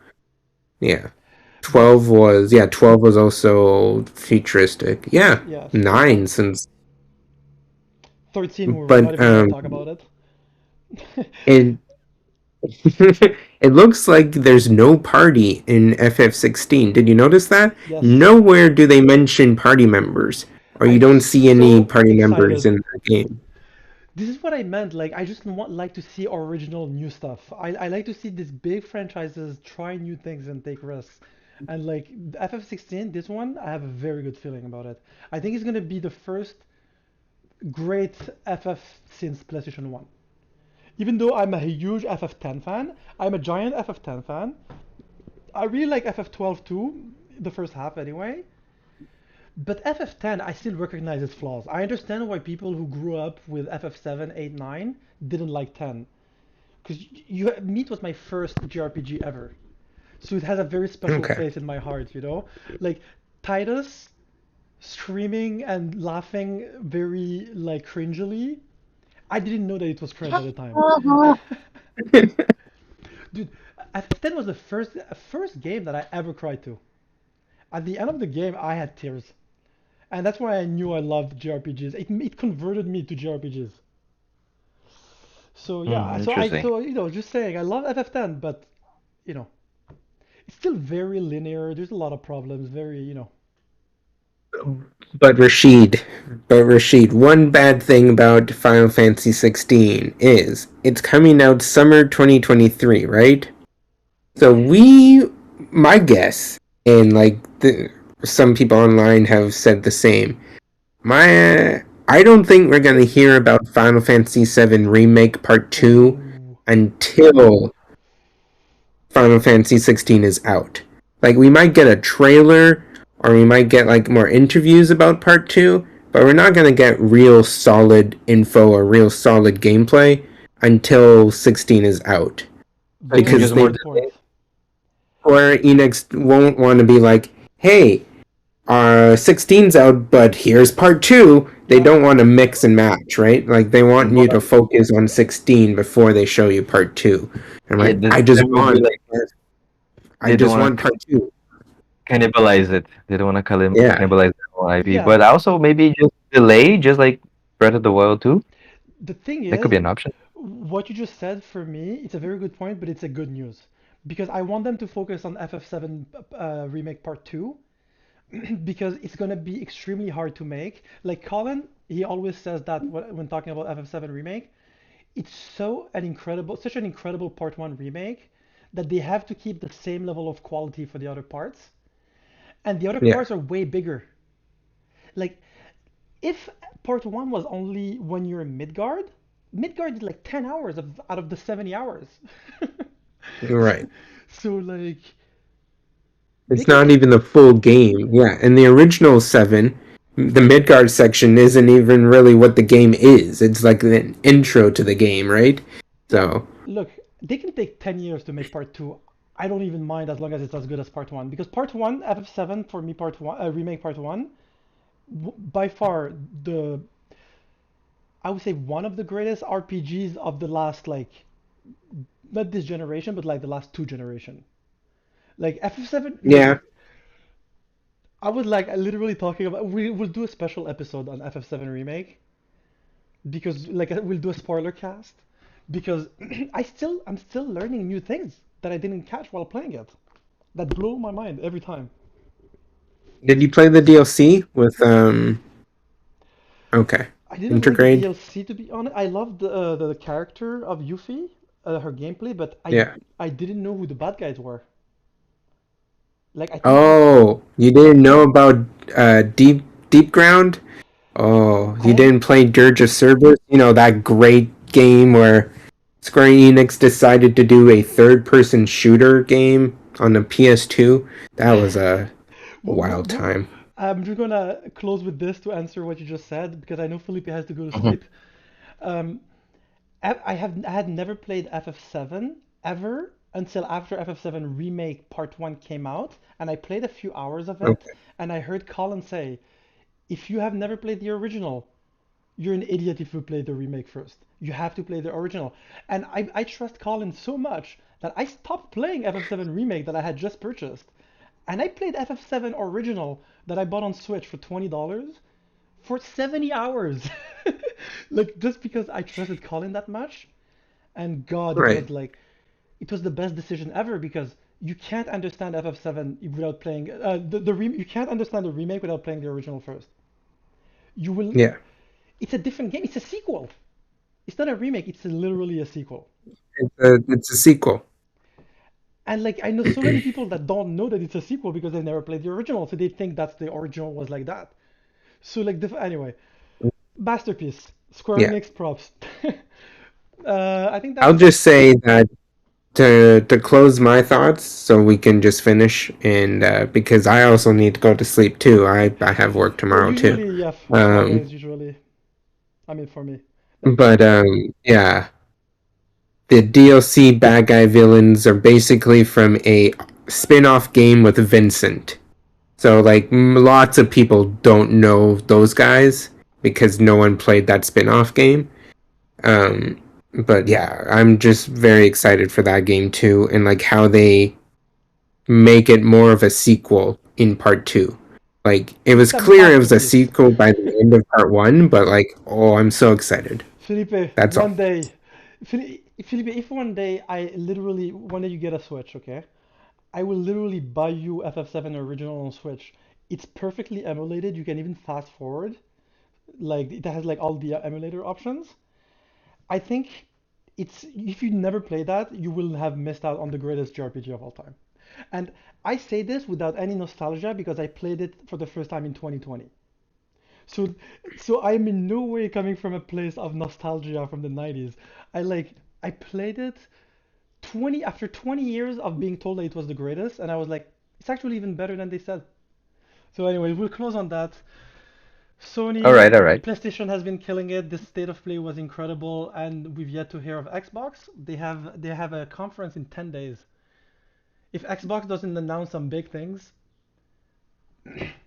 they're dead to me for the next year. All right, so this has been the Otaku Informers Star Wars special and PlayStation State of Play special episode. Felipe, We will have to have another Star Wars special because I have so many more thoughts, but that can be later I on. was writing notes while watching Clone Wars that I didn't even get through a tenth of my like all things that I loved that I really wanted to like share. So one day we'll do it, me and you. Felipe will we will Okay. do a special Star Wars where Felipe will not have to just sit there and wait for us to finish. I'll be the Oh, Oh, he got off. he will be and we'll never know what he will be. Hey, good place to end it then, All right. because Thank you. If anyone ever listens to this, thank you for listening. I hope you have been informed. This was yes. Felipe. Close Keep us. keep informed and keep watching geek stuff. See you guys. Bye. Stay informed. Bye bye.